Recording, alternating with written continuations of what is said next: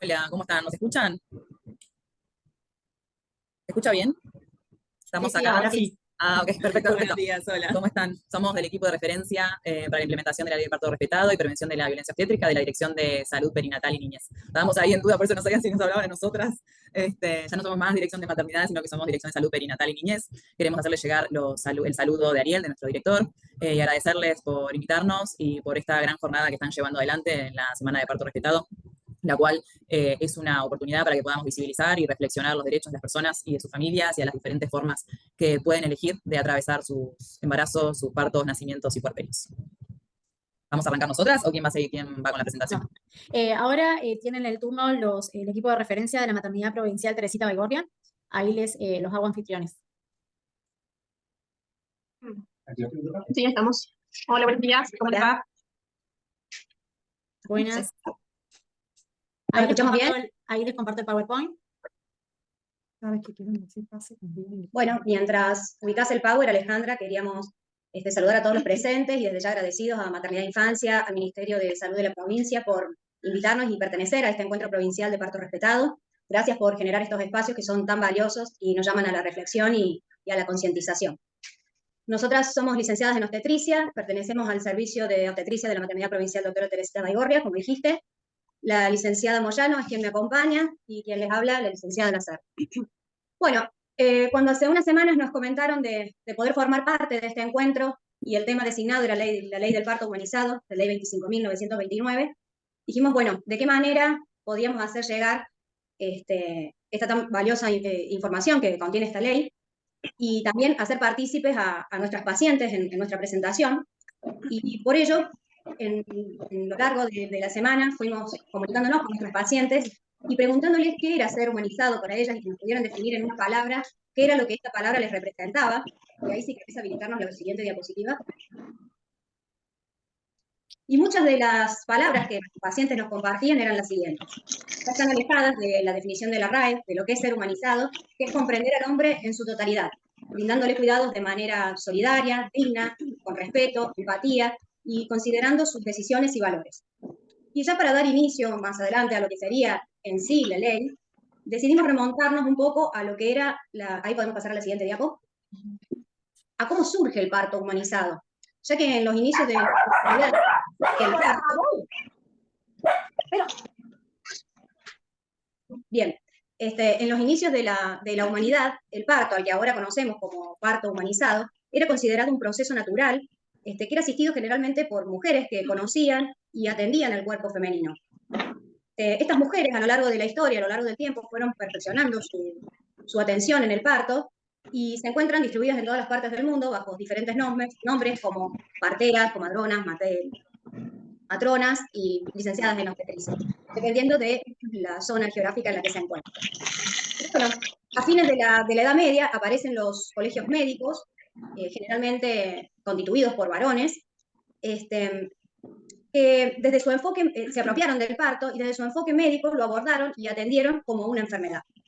Acostaron a la mujer para su comodidad, inventaron diferentes herramientas, procedimientos, para facilitar su práctica médica. Y aquí se comenzaron a vulnerar los derechos de la paciente embarazada. Ya en el siglo XX, viendo estas falencias, diferentes escuelas, tanto inglesas, francesas, rusas, comenzaron a trabajar en lo que hoy conocemos como psicoprofilaxis obstétrica. Ya en 1976, un gran pionero en esta temática, un francés obstétrico, Frédéric Le Boyer, publica su libro Por un nacimiento sin violencia, en donde enriquece el modelo psicoprofiláctico y reconoce como protagonista al recién nacido y a la madre. Este movimiento, a la vez, trae aparejados todos los beneficios de fomentar el binomio madre-hijo, la importancia de establecer la lactancia materna precoz, el clampeo tardío del cordón, el contacto piel a piel, entre otras cosas. Bueno, ya más actualizado, en la década del 90, se unifica el término parto humanizado, que hace referencia al modelo de atención, poniendo más énfasis al protagonismo de la embarazada y su familia. Bueno, todos estos derechos se encuentran enmarcados en la Ley Nacional 26.485, que es de protección integral, para prevenir, sancionar y erradicar la violencia contra las mujeres en los ámbitos que se desarrollen sus relaciones interpersonales. Pero debido a la amplitud de esta ley, vamos a señalar con más precisión el artículo 6º, que refiere a los diferentes tipos de violencia contra las mujeres en los diferentes ámbitos. Aquí es donde se encuentra la violencia obstétrica. Es aquella violencia que ejerce el personal de salud sobre el cuerpo y los procesos reproductivos de las mujeres, expresados en el trato deshumanizado, el abuso de la medicación y la patologización de los procesos naturales. Se considera un trato deshumanizado al trato cruel, deshonroso, descalificador, humillante o amenazante ejercido por el profesional de la salud en el contexto del embarazo, el parto, el puerperio, ya sea hacia la mujer o hacia el recién nacido, como así también en complicaciones de abortos naturales o provocados, sean estos punibles o no. Bueno, y en función de definir el trato deshumanizado, debemos referirnos a la Ley Nacional 25.929 de parto forzado, por la que hoy fuimos convocadas para visibilizar los derechos de las personas gestantes y sus bebés al momento del parto y puerperio. Ahí podríamos seguir en la diapo siguiente, y le doy la palabra a mi compañera, que ella nos va a comentar el contenido y el alcance de la ley. Buenos días, yo soy Moyano Cintia, una de las licenciadas en obstetricia que conforman el staff de maternidad provincial. Antes de comenzar, les voy a pedir 2 cosas. La primera es que tratemos de controlar que estén muteados los micrófonos, porque si no se complica la escucha, a los que están del otro lado y para nosotros que estamos en la exposición. Y en segundo lugar, los invitamos a abrir el enlace donde sale la ley. Estaba, digamos, previsto en la jornada. Bien, comenzamos. Esta ley de parto humanizado 25.929 fue una ley que fue sancionada, promulgada y publicada en el 2004, ¿sí? Con la incorporación de un anexo en el año 2015, con la finalidad de ampliar ciertos artículos, o bien hacer foco en alguna cuestión particular o agregar algún inciso. Pero la ley en sí comenzó en el 2004. Cuando nos plantean la idea de hablar sobre el contenido, pensamos de qué manera sí podía ser didáctica y digamos que deje algo, más allá de que el acceso a la ley o al contenido de la ley lo tenemos cualquiera de nosotros. Entonces la idea, también por una cuestión de tiempo y de practicidad, nos decidimos a focalizarnos en determinados artículos y hacer hincapié en cuestiones que tienden a darse a la confusión o bien no se entienden con precisión. El objetivo no es cuestionar la ley, sino darnos el lugar para interpretarla y ver justamente el verdadero alcance. En primer lugar, decimos que cualquier incumplimiento respecto a esta ley ya nos hace incurrir en una violencia obstétrica, ¿sí? Y los objetivos principales han sido ampliar derechos tanto de padres como de hijos y también salir, digamos, del modelo hegemónico médico del que veníamos, ¿no? Este modelo paternalista. Y si tenemos que resumir la ley en 3 acciones, vamos a hablar de la información, del respeto y de la individualización. Metiéndonos en la ley, vamos a irnos al artículo 1, que nos habla del campo, digamos, que abarca esta ley, y es a nivel nacional, tanto en la parte pública como en la parte privada. Ya en el artículo 2 vamos a ver, y esto digamos lo consideramos importante, que a diferencia de lo que dice en el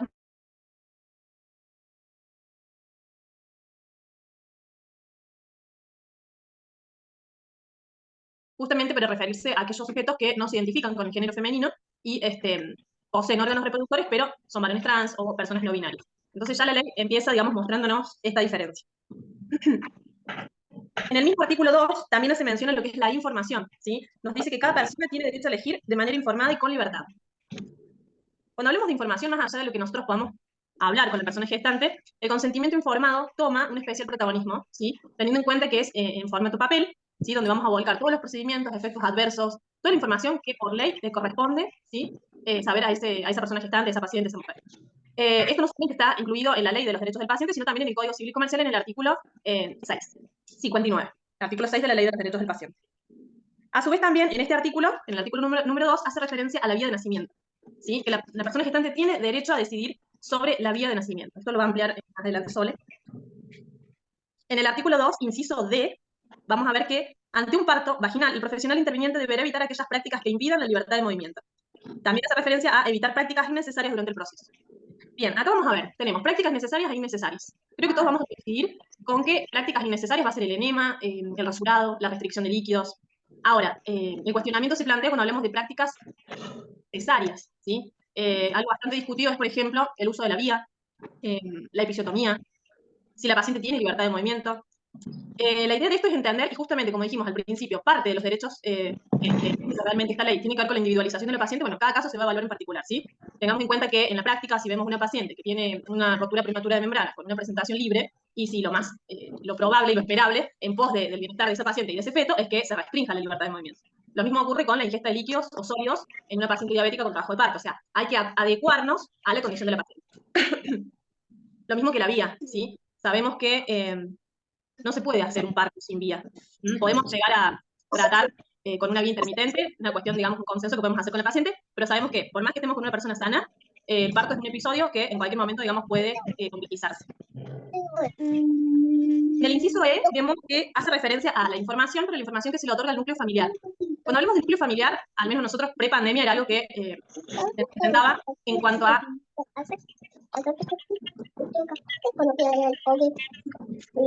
No sé si tiene el micrófono habilitado. A las organizadoras del evento les pido, por favor, si se pueden fijar, porque se complica bastante exponer así. Bien. Cuando hablamos de núcleo familiar, ¿sí? Hacemos referencia a el vínculo jurídico que va a tener esta paciente, ¿sí? Estamos hablando de un vínculo de filiación de una pareja, de un cónyuge, ¿sí? Ese sería el ámbito que va a abarcar.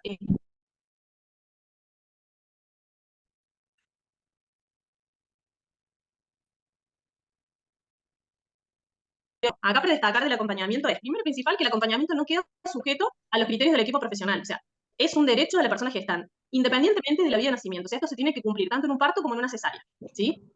A su vez también que no podemos exigir género, parentesco, como así tampoco, digamos, obligar a la paciente a estar acompañada cuando ella no lo desee. También está, digamos, permitido dentro de esta ley que la paciente elija cambiar de acompañante en distintos procesos. Quizás quiere el trabajo de parto estar acompañada de su mamá y en el parto de su pareja. Bien. En el artículo 3 vamos a ver que hace referencia a la identificación del recién nacido, las pesquisas neonatales, a las vacunas obligatorias, pero algo que nos parece importante destacar tiene que ver con el tiempo de internación. La ley hace mención a 48 horas en un parto normal y 72 horas en una cesárea. Por lo que estuvimos hablando con las otras maternidades de Merlo y de Villa Mercedes, el tiempo es de 36 horas, nosotros hacemos lo mismo. Bueno, acá también vamos a ver que en pos del beneficio de la paciente, si ha sido, digamos, un parto normal, que no tiene ninguna complicación, el hecho de que la paciente reciba una alta temprana va a disminuir el riesgo de una exposición si hay infecciones intrahospitalarias. Por lo tanto, tampoco estaríamos violando la ley si la paciente se va antes. En el artículo 4 vamos a ver aquellos casos donde el recién nacido requiere una internación, ¿sí? En el servicio de neonatología, y lo que vamos a destacar de acá es que este acceso de los padres tiene que ser ilimitado, no debe haber ningún tipo de restricción horaria. Como así también que toda institución de maternidad cuente con, digamos, un centro de lactancia que fomente la lactancia y obviamente asista a cada paciente. Y por último, respecto a los artículos, para destacar dentro de la ley, vamos a irnos al artículo 6, ¿sí? Donde lo que va a resultar es que el incumplimiento de esta ley es considerado una falta grave. Por lo tanto, la persona, el profesional o la institución que no cumpla es pasible de una sanción penal, civil o administrativa. Y los lugares donde las personas gestantes pueden denunciar violencia obstétrica, principalmente Defensoría del Pueblo y Secretaría de la Mujer. Ahora le doy paso para que continúe mi colega. Bueno, podríamos pasar a la diapositiva siguiente. Y bueno, para ir ya finalizando, esta es nuestra última diapositiva. En las situaciones especiales, que como mencionó recién mi compañera, tenemos la cesárea demanda. En realidad está mal denominada, nosotros la conocemos y la manejamos como cesárea electiva, cuando en realidad el parto es por cesárea a petición de la madre. Es aquella que se realiza sin trabajo de parto iniciado y en ausencia de indicaciones maternas, fetales u ovulares. Esta intervención quirúrgica a pedido materno presenta riesgos y beneficios. Dentro de los riesgos es que hace que las internaciones sean más prolongadas, hay mayor riesgo de dificultad respiratoria neonatal, hay mayor riesgo de complicaciones en embarazo posteriores, y algunos beneficios como menor riesgo de hemorragia y transfusión, menor riesgo de complicaciones quirúrgicas y disminuciones en la incontinencia urinaria, por ejemplo, en el primer año postparto. Pero todas estas riesgos y beneficios, a pesar de que este número de cesáreas a demanda o cesáreas solicitadas por las pacientes han incrementado las cifras de cesáreas a nivel mundial, creo que todas las obstétricas coincidimos en que la cesárea a petición materna no es recomendable. Ya de hecho la FIGO, la Federación Internacional de Ginecología y Obstetricia, no lo admite desde un punto de vista ético. La cesárea a demanda, cuyo comité para aspectos éticos de la FIGO en la reproducción humana y salud de la mujer dice: por el momento no existen pruebas que se obtengan ventajas netas. La intervención cesárea por razones de naturaleza no médica no se justifica éticamente. Entonces, ante la solicitud de parto por cesárea a petición materna, debemos, como obstetras, en calidad de defender la salud de la paciente, ayudar y guiar a la embarazada a través de la información médica detallada hacia la decisión que respete tanto la autonomía de la paciente como la obligación del médico para poder optimizar la salud de la madre y del recién nacido. Volvemos a la diapo anterior, por favor. Bueno, Otra situación Bueno, ahí estamos pidiendo anterior. por favor de silencio en los micrófonos porque no se escucha muy bien.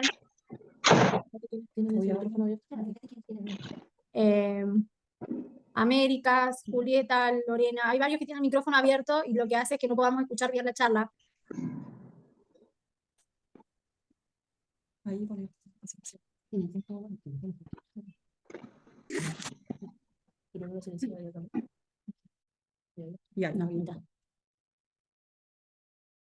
Listo, Sole, continúa. Gracias, Alejandra. ¿Podríamos volver 2 diapos atrás, por favor? En situaciones especiales. Bien. Y haciendo referencia al uso de las redes sociales, que hoy en día son plataformas virtuales que tienen mucha demanda y mucho consumo, las cuentas que se dedican a la temática del parto humanizado son numerosas y tienen miles de seguidores. Se genera una comunidad muy activa, donde las participantes comparten sus experiencias, ya sean buenas o malas, y generan en la embarazada aspectos positivos o negativos. Positivos como que tienen una cierta sensación de apoyo, contención, empatía, y a su vez también negativos porque generan mucha angustia, ansiedad, frustración. Y bueno, lo malo y perjudicial de estos grupos, de estas redes, es que sus contenidos no son académicos, no tienen un aval científico y tienen una cierta tendencia a endiosar algunas prácticas, a defenestrar otras, y es lo que se extiende a acciones que la ley no considera y genera confusión en las personas gestantes. Entonces, como licenciadas en obstetricia, podemos abarcar, ya sea en nuestros talleres de preparación integral para la maternidad, una correcta educación de la paciente para que pueda decidir la vía de finalización de su parto, calmar ansiedades, angustias, miedos, temores, que es para eso que se ha generado ese espacio. Nosotros acá en la maternidad contamos con un espacio para preparación integral de la maternidad y tratamos de abordar las diferentes temáticas planteadas. Y ahora, Cintia. Bien. Continuando con estas situaciones especiales que nosotros nombramos, no es la misma diapositiva que estaba anteriormente. Sole habló de cesárea demanda, ¿sí? Lo que implican las redes sociales.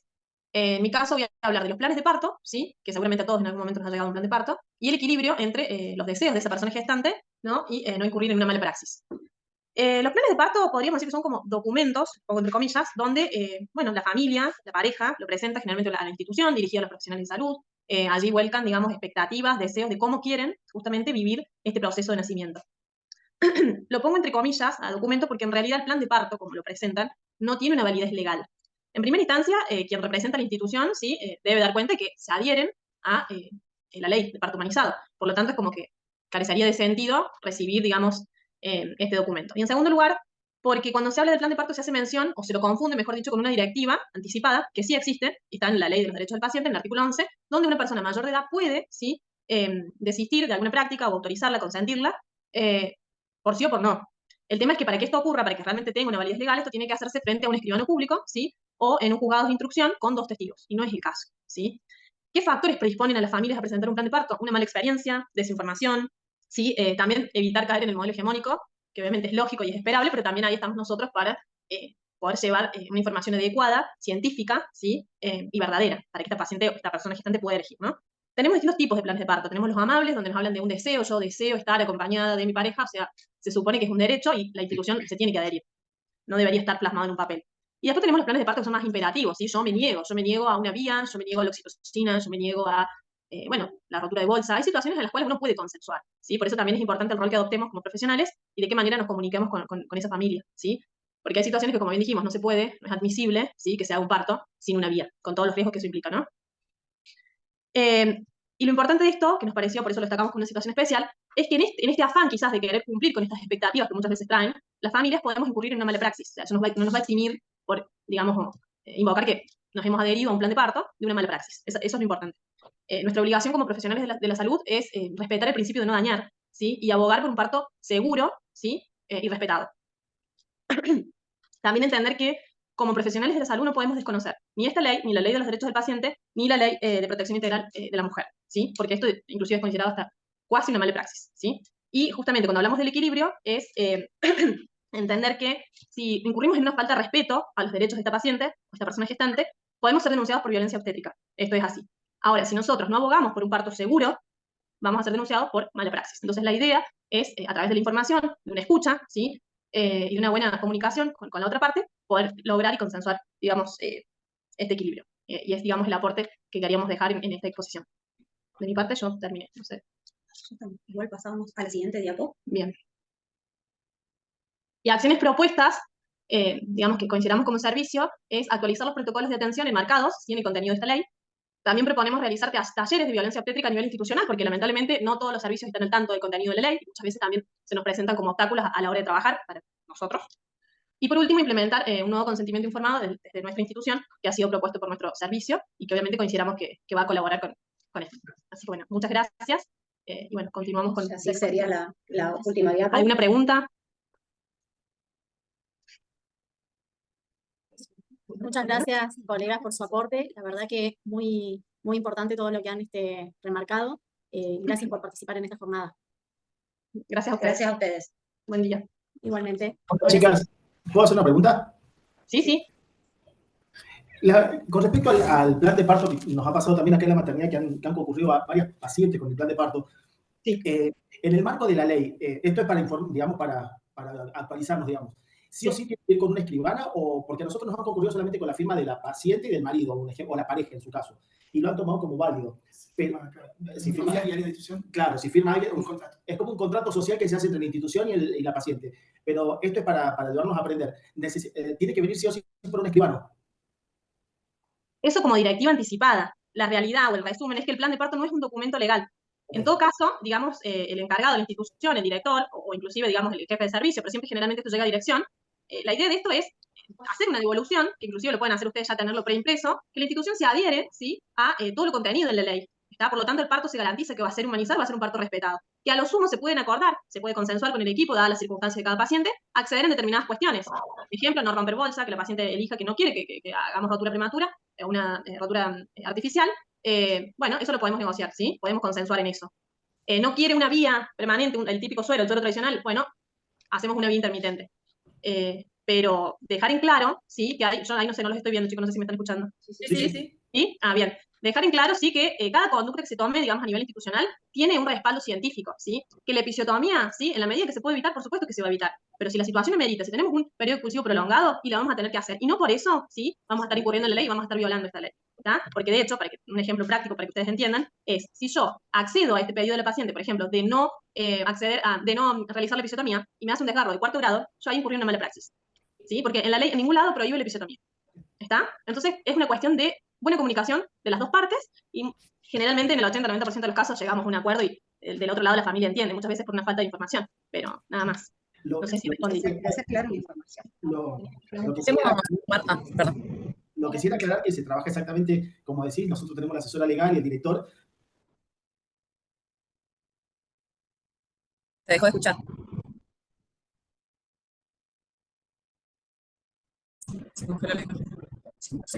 Perdón, chicos, se nos cortó. Llegamos a la asesora Hay un legal. bache que... No, tienen mala conexión ellos. ¿Se escucha? Ahí sí. Sí, ahí sí, ahí sí. Sí. Pero bueno, nosotros lo que hacemos es respetar, digamos, el plan de parto, pero obviamente que el parto respetado no hace falta tener un plan de parto para tener, digamos, un parto respetado o humanizado. Pero la duda Exacto. que teníamos, que las escuchamos, que estaría bueno para hablarlo, si se necesitaba un escribano. Antes, nosotros tenemos lo que vos decís, que es la asesora legal, se presenta el plan de parto, se adecua con los jefes de servicio a las necesidades que se pueden llegar a dar. Porque hay cosas que piden, por ejemplo, que infraestructura. Se corta. Claro. A ver, ahí se cortó, pero como para redondear. Nosotros, la ley no habla de ferodinamia, la ley no habla de sillas de parto, la ley no habla de no episiotomía, la ley no habla de partos en el agua. Por ende, si la institución puede y está dentro de las posibilidades otorgárselo a la paciente, está bien. Pero si ustedes no lo tienen, no están incurriendo en la ley, ¿está? Entonces, por eso decidimos tocarlo como una situación especial cuando nos asignaron el tema, porque es algo que a nosotros nos ha pasado en la práctica, de estas pacientes o estas familias que vienen con estos planes de parto, decimos, bueno, ¿qué hacemos? ¿Hasta dónde cedemos y hasta dónde no? Darle rienda suelta a esas expectativas que muchas veces son infundadas o están mal informadas, nos puede repercutir a nosotros de forma negativa en esto, ¿no? En una mala praxis. Porque al momento que pase algo. Y muchas veces son copiadas y pegadas de internet o de que le dijo a alguien, o que entonces por ahí adecuarlas a que no están pariendo acá en la maternidad, la forma que se trabaja acá, es como informarle un poco más también a la paciente de lo que tienen temores, de qué es lo que va a pasar, o o el miedo. Es como Exacto. Por eso, pero validez legal el plan de parto no la tiene. ¿Sí? Tenemos Esto no sirve, digamos, para que nos quede como resumen. No tiene una validez. Sí, lo que podemos hacer es, de los dos lados, desde la institución, tener algo preimpreso, ¿sí? Donde, bueno, hagamos un resumen de realmente cuál es el verdadero contenido que tiene la ley. Las chicas que Más querían hablar.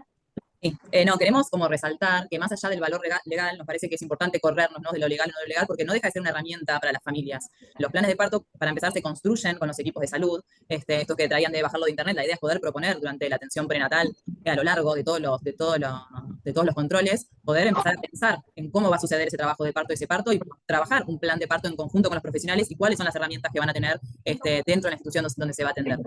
Y más allá de toda esa construcción que se hace en paralelo con los equipos de salud, para que no sean como pedidos eso, como por fuera de los alcances que podamos tener, sí tiene un valor.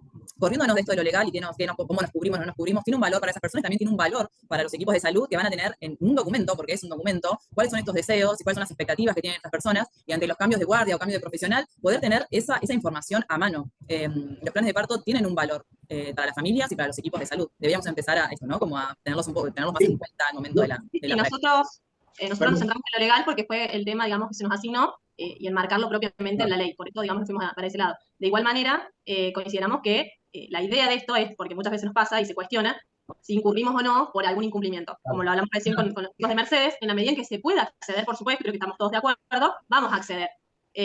Pero no tener una silla de parto, no tener una pelota en una maternidad, no nos hace incurrir en violar la ley. No le vamos a quitar importancia a las expectativas de la familia, ¿sí? Pero lo que quiero dejar en claro es que desde el punto de vista legal, no tiene ningún tipo de validez, digamos. Perdón, y aclarar algo a las Sí. chicas del equipo de referencia, que la adecuación o el armado de un plan de parto se puede realizar, eso no se niega. El tema es que si vos estás de guardia a las 3 de la mañana, 4 de la mañana, no conoces la paciente que viene, te viene con un plan de parto que no fue adecuado, digamos, nunca lo vimos, ahí es donde vienen los problemas muchas veces de cómo en ese momento, si tenés la paciente con 7 centímetros de dilatación, obviamente va a intentarse hacer y respetar todo lo que más se pueda, digamos, institucionalmente si lo podemos hacer. Pero muchas veces está esa parte, por ejemplo, esos son los grises que digo yo, que si a las 2, 3 de la mañana viene un plan de parto que nunca lo vimos, nunca lo consensuamos juntos, lo armamos, ese es uno de los problemas que a nosotros nos ha pasado muy comúnmente, que vienen directamente ya al parto con el plan de parto y no lo sabíamos.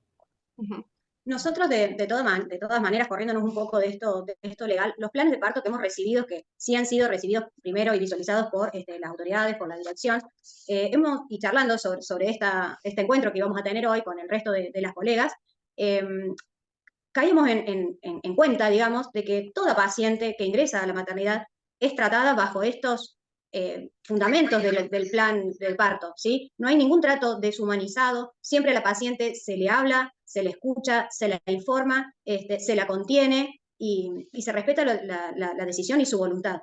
Que quizás este plan de parto le da, como dicen las chicas de la programación, que quizás les da un aval, pero que a toda paciente, tanto la que presenta el plan de parto como la que no lo presenta, recibe la misma atención por parte del servicio de obstetricia. Todas las pacientes son escuchadas, todas las pacientes son respetadas y nos adecuamos y lo hablamos, lo informamos, así que en realidad no se ha trabajado, por lo menos con los planes que hemos recibido, no han sido tan descabellados como que hayan querido parir en el agua, ¿no? Porque ediliciamente no lo tenemos, pero sí siempre ha sido escuchado y respetado.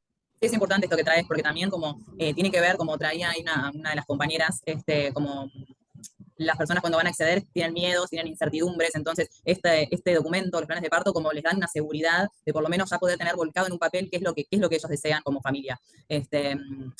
Sirve, funciona para dar más seguridad y poder tener como una garantía de la autonomía de las personas al momento. Más allá después con el equipo en que se encuentren, pero como que les da como una salvedad, ¿no?, al momento de llegar y tocar la puerta de una guardia. Me parece como estrategia fortalecer el vínculo entre lo que hace atención primaria de la salud, que el 90% de nuestras mujeres entran por ese servicio, es el primer contacto, entonces empezar a fortalecer desde ahí la comunicación y la elaboración de este documento, con las posibilidades reales que se cuenta, tanto ediliciamente como las posibilidades también de acción dentro de la institución. Me parece re importante fluir en ese diálogo, que no sea un último momento nada más. Así que muy claro, chicas, muchas gracias. Sumado a esto, creo que en realidad lo importante no es solo la comunicación que tenemos que tener los profesionales con la paciente, sino también armar un equipo o una red de contacto, porque la base de todo esto es la educación. Es educar a la paciente para que tenga las herramientas necesarias para decidir de qué manera ella quiere parir. Entonces, brindándole los contenidos, tanto en la atención primaria, hacer el acompañamiento durante todo el trabajo de parto, y acá, desde nosotros, Maternidad Provincial, formar y evacuar dudas y miedos del momento que van a vivir y que la paciente tenga un contacto con la maternidad previo, va a ser la forma en la que podamos desmitificar un montón de cosas y evacuar las dudas del paciente. Creo que una correcta educación del paciente va a hacer que tomen las decisiones oportunas, ¿no? Lau, ¿vos querías preguntar algo? Sí, hola, aprovecho para saludar. Nada, quería como tratar de explicar esto que decían mis compañeros. Nosotros cuando hablamos de esta temática, los planes de parto, entiendo lo que nos explican, pero quiero que ustedes entiendan lo que nosotros vemos cuando tenemos un plan de parto en las manos. Es como leer algo que nosotros lo hacemos todo el tiempo, nosotros lo que queremos, por eso una de nuestras acciones es que todos nos formemos en violencia obstétrica, es que toda la comunidad tenga... sepa que cuando llega a la maternidad se la va a atender con ese trato digno. No necesita un plan de parto, eso es lo que nosotros queremos dejar claro. Porque si no nos encontramos con esto, una herramienta que no todas llegan, porque no todas saben de que pueden presentar un plan de parto, y nosotros desde la institución, la necesidad de darles lo necesario, que nuestra obligación es el trato digno. Eso es lo que queremos expresarles a ustedes.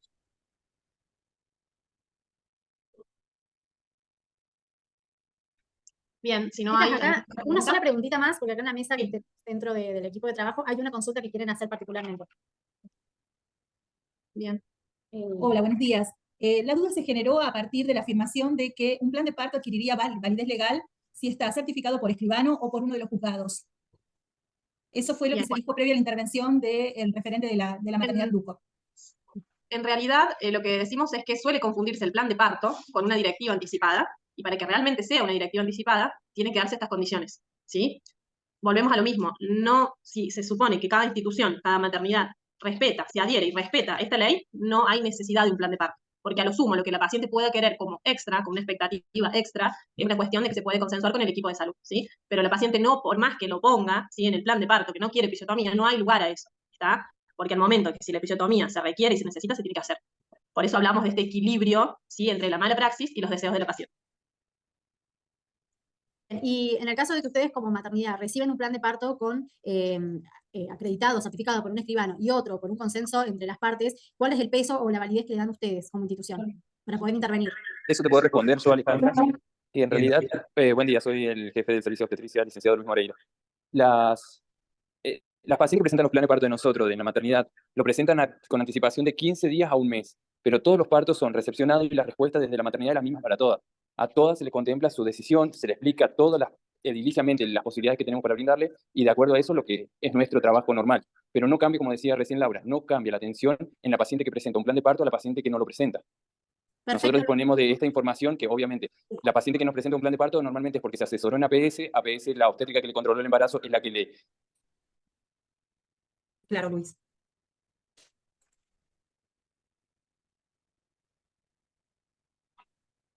Muchas gracias. No sé si se escucha o se cortó el audio. más de atención con participación del padre, que nosotros a todos los papás los dejamos pasar, tanto al parto como a la recepción. Bárbaro. Bárbaro, quedó muy claro. Muchísimas gracias por el aporte. Bueno, de nuestra parte, si no hay preguntas, Nos despedimos y seguiremos de este lado para continuar con la jornada. Listo, muchas gracias. Muchas gracias, chicas. Ahora sí, los chicos del equipo de maternidad Luco, si están por aquí. Cristian.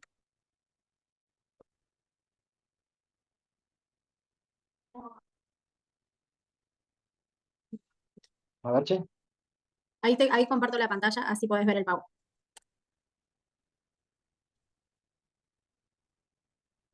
Ya podés iniciar.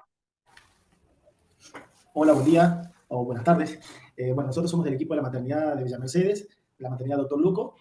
Bueno, acá estamos participando en estas jornadas que nos han invitado con un tema bastante interesante, que es muy poco común verlo en algunos lugares del país, solamente en 3 lugares, sobre el tema que nos ha tocado. Bueno, participa con nosotros la licenciada Silvana Lozano. Buen día.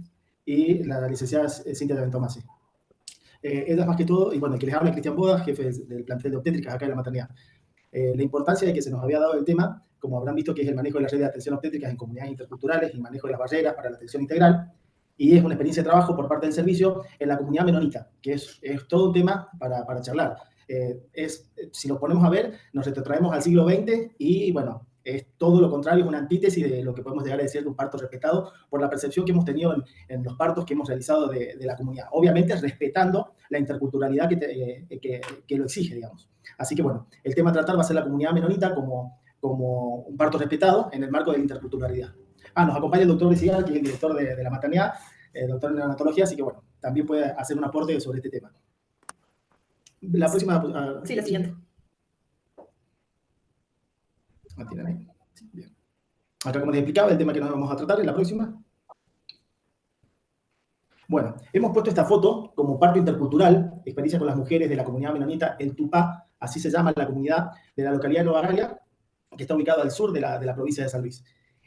Las comunidades menonitas tienen una característica muy especial, que es que no están modernizados o actualizados con la tecnología. Nuestra comunidad... ¿Se cortó ahí justo? ¿Puede ser? Ahí está. Disculpen. Esta comunidad llegó en el año 2014, ¿sí? ¿Qué es lo interesante para empezar a hablar, para que ustedes se ubiquen y puedan entender, digamos, cuando llegan al parto, porque obviamente el tema es el parto respetado, cómo hacemos una breve reseña de cómo estas pacientes, estas mujeres, llegan a nosotros y cuál es el abordaje que tenemos que tener, que es muy especial. Es muy corto el abordaje, ya lo van a ver, pero es muy especial. Se instalan en el año 2014 en la provincia de San Luis.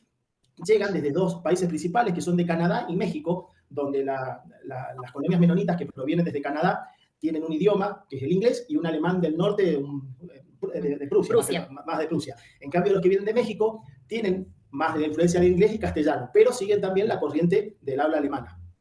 La próxima, por favor. Más o menos ahí los queríamos ubicar, donde se encuentra la colonia. Está, para que ustedes lo entiendan, en una zona muy desolada, muy lejos de acá de la maternidad, está aproximadamente a 160 kilómetros. Digamos que cuando hay un trabajo de parto, las chicas que viven en Nueva Galia, Buena Esperanza, tienen que salir de la ambulancia en forma urgente, porque son mujeres que por lo general, una característica que ya le vamos a dar ahí de lo que es un análisis epidemiológico, por lo general no vienen casi primigestas. Es muy raro que tengamos pacientes primigestas, la mayoría son secundigestas o multíparas o grandes multíparas. Y hay un análisis de situación ahí que hemos hecho que es bastante interesante de por qué no tenemos pacientes casi primigestas, que más enseguida lo vamos a intentar explicar.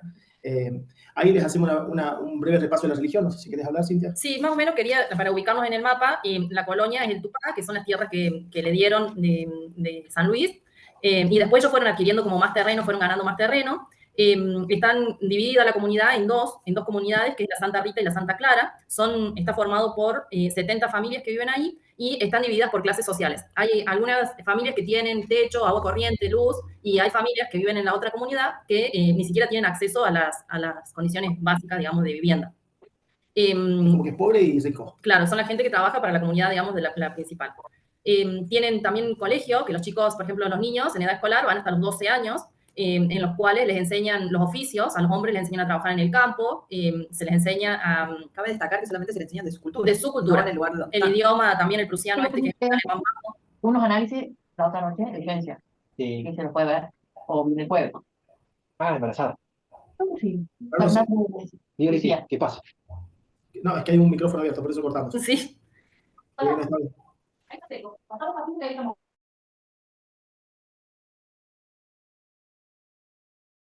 A ver, ahí se escucha bien. Ahí está, ahora sí. Perfecto. Bueno, estaba diciendo que los chicos van al colegio hasta los 12 años, en los cuales se les enseñan los oficios, a los varones a trabajar en el campo y a las mujeres a trabajar en la casa. Se les enseña su religión, su idioma, se les enseña un poco de matemáticas, digamos, básicos para que puedan manejar el tema económico, pero muy elemental.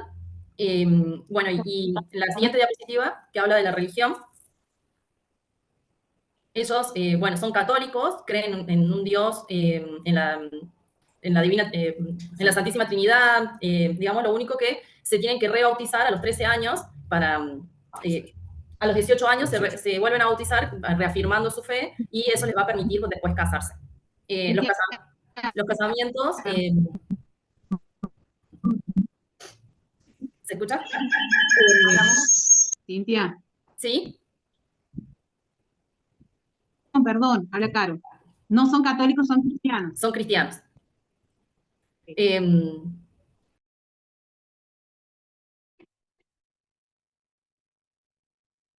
Ahí está, podemos volver a escuchar.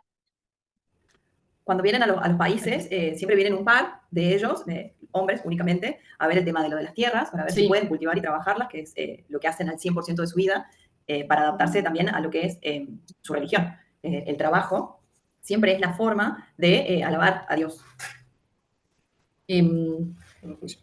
La próxima diapositiva. Bueno, ahí habla más o menos del idioma. Este es uno de los temas más, digamos, cuando hablamos de partos respetados, es el principal problema que tenemos. A la mujer no dejan comunicarse con nosotros, la mujer no nos puede dirigir la palabra, por más que algunos dicen que sí, otros que no. Todo el intercambio durante el trabajo de parto y el parto tiene que ser con la pareja o un varón. No puede haber una mujer. No es, a la maternidad no entran las mujeres, sean madres, abuelas, tías, hermanas. No se les permite entrar al trabajo de parto. Nosotros hemos llegado a tener hasta que los suegros entran al parto. Piden que entre el suegro al parto. Por lo general, son todos hombres. Y los hombres no les permiten que tengan diálogo con nosotros y no las dejan en ningún momento solas. Muy raro. Muy pocas. Ahora estamos viendo un poco con el tema de la lengua, que hay muchos de los chicos que hablan inglés, pero tienen esta lengua, que es este alemán, que es el Plattdeutsch, que se le dice, que se dificulta porque cuando saben que más o menos empezamos a entender, o se entiende algo, hablan en este alemán ortodoxo, no sé cómo se le dice, porque tiene 10.000 formas el dialecto, entonces nos dificulta un montón poder llegar a la paciente y decir qué es lo que necesita ella o qué nos quiere expresar, porque nosotros lo que más nos desespera es que esas mujeres muchas veces que nos digan a nosotros qué es lo que quieren. Si ustedes se ponen a ver, no podemos tener, como hablaban muy bien las chicas recién, sobre el trato respetado, yo no sé qué es lo que quiere esa mujer, no sabemos la información, no sabemos el tema de la individualidad, de lo que ella quiere percibir y quiere sentir o cómo quiere trabajar su trabajo de parto. Como decía,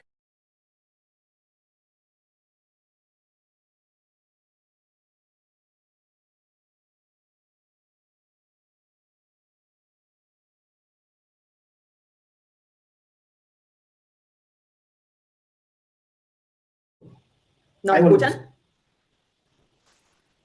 Sí. Entonces, nos es muy difícil el tema del parto respetado, con la ley que explicaban las chicas, porque culturalmente ellos están en el siglo XX y son bastante cerrados a lo nuevo y a lo tecnológico también.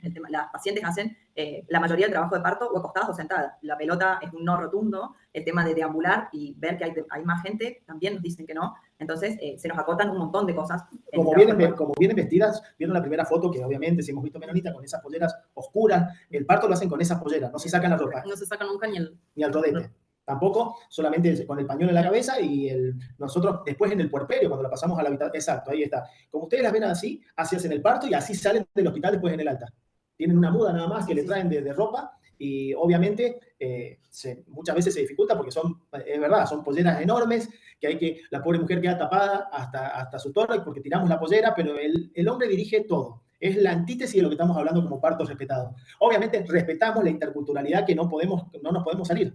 No podemos, obviamente en esta charla que estamos teniendo, lo interesante es decir que hay otra cultura, otra forma de percibir y hay que adecuarse y hay que aceptarlo. Sí, ellos sí, cuando se le habla de colocar suero, ir a cesárea de urgencia, se le explica el porqué y nunca se oponen. Eso sí también hay que destacarlo, que entienden, el hombre, que es con el que mayormente nos comunicamos, entiende. El tema que también ahí nos vemos en la encrucijada de que el hombre le comunica la mitad de las cosas al paciente.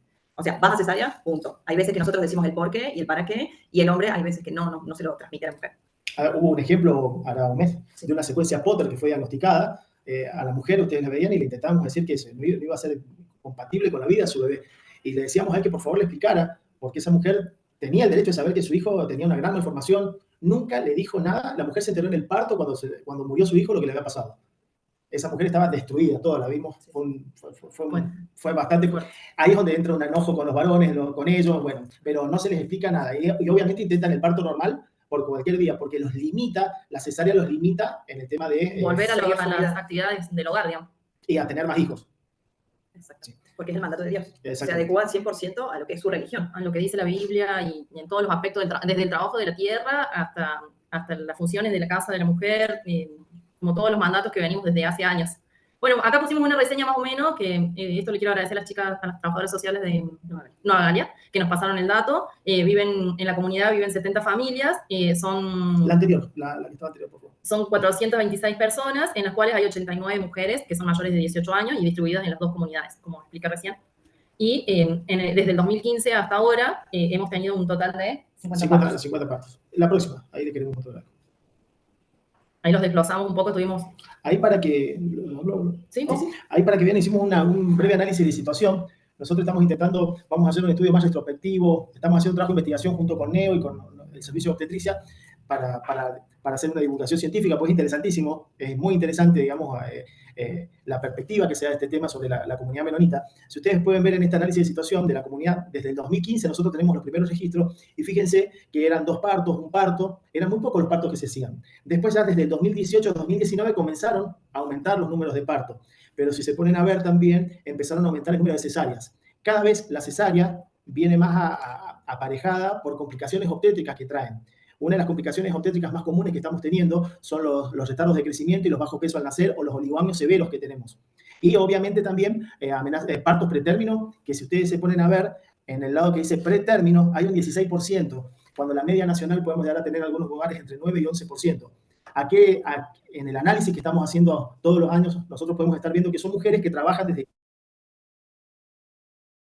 Perdón, se cortó. Perdón, ¿ahí se escucha? Son mujeres que trabajan desde que sale el sol hasta que se oculta. Y todo el trabajo es agropecuario. Entonces, ¿qué podemos llegar a pretender de un embarazo de 30 semanas? Arando, cosechando, haciendo recolección de leche, quesos. Y son mujeres que, aunque ustedes no crean que es importantísimo, vienen con un muy bajo peso. Porque tienen una dieta, que esto es muy interesante hablarlo, tiene una dieta rica en carbohidratos y fritos y picantes. Entonces son mujeres que por lo general vienen con ciertos factores ya intrínsecos que se van sumando y bueno, como ustedes verán, para un total de 50 nacimientos, el 16% tenerlos pretérmino es mucho, es un número muy chico pero muy representativo a la vez. Y lo otro que estamos viendo, si se ponen a ver, 58% de parto normal y 42% de cesárea. Ese aumento se debe muchas veces a lo que les digo que antes, por lo que hemos recolectado, las chicas que han trabajado más que todo en la colonia menonita y con otras colegas que hablamos de La Pampa, que La Pampa tiene otra colonia menonita, pero es más estricta todavía.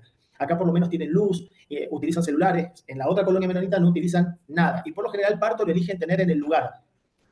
Ahora, nosotros desde que han llegado, eso es algo bueno que destacar, siempre intentan ir o a Nueva Galia o en Esperanza a hacer sus controles y trasladarse a la maternidad para hacer el parto.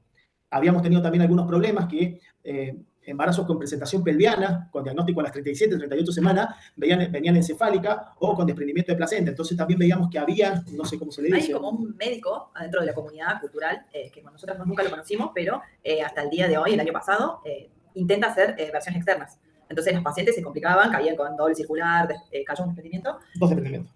Y bueno, se complicaban. Nosotros les explicábamos a los pacientes que eso bueno, ya era casi ilegal, el por qué y lo que le pasaba, y bueno, no tuvimos más hasta el día de hoy, cosa que puede llegar a pasar. También cabe destacar, en la proporción de las cesáreas, ninguna es electiva, son todas por urgencia. Bien, y lo otro que también, esto es el otro trabajo que estamos haciendo, es muy, muy interesante ver que diciembre, enero y febrero casi nunca hay partos.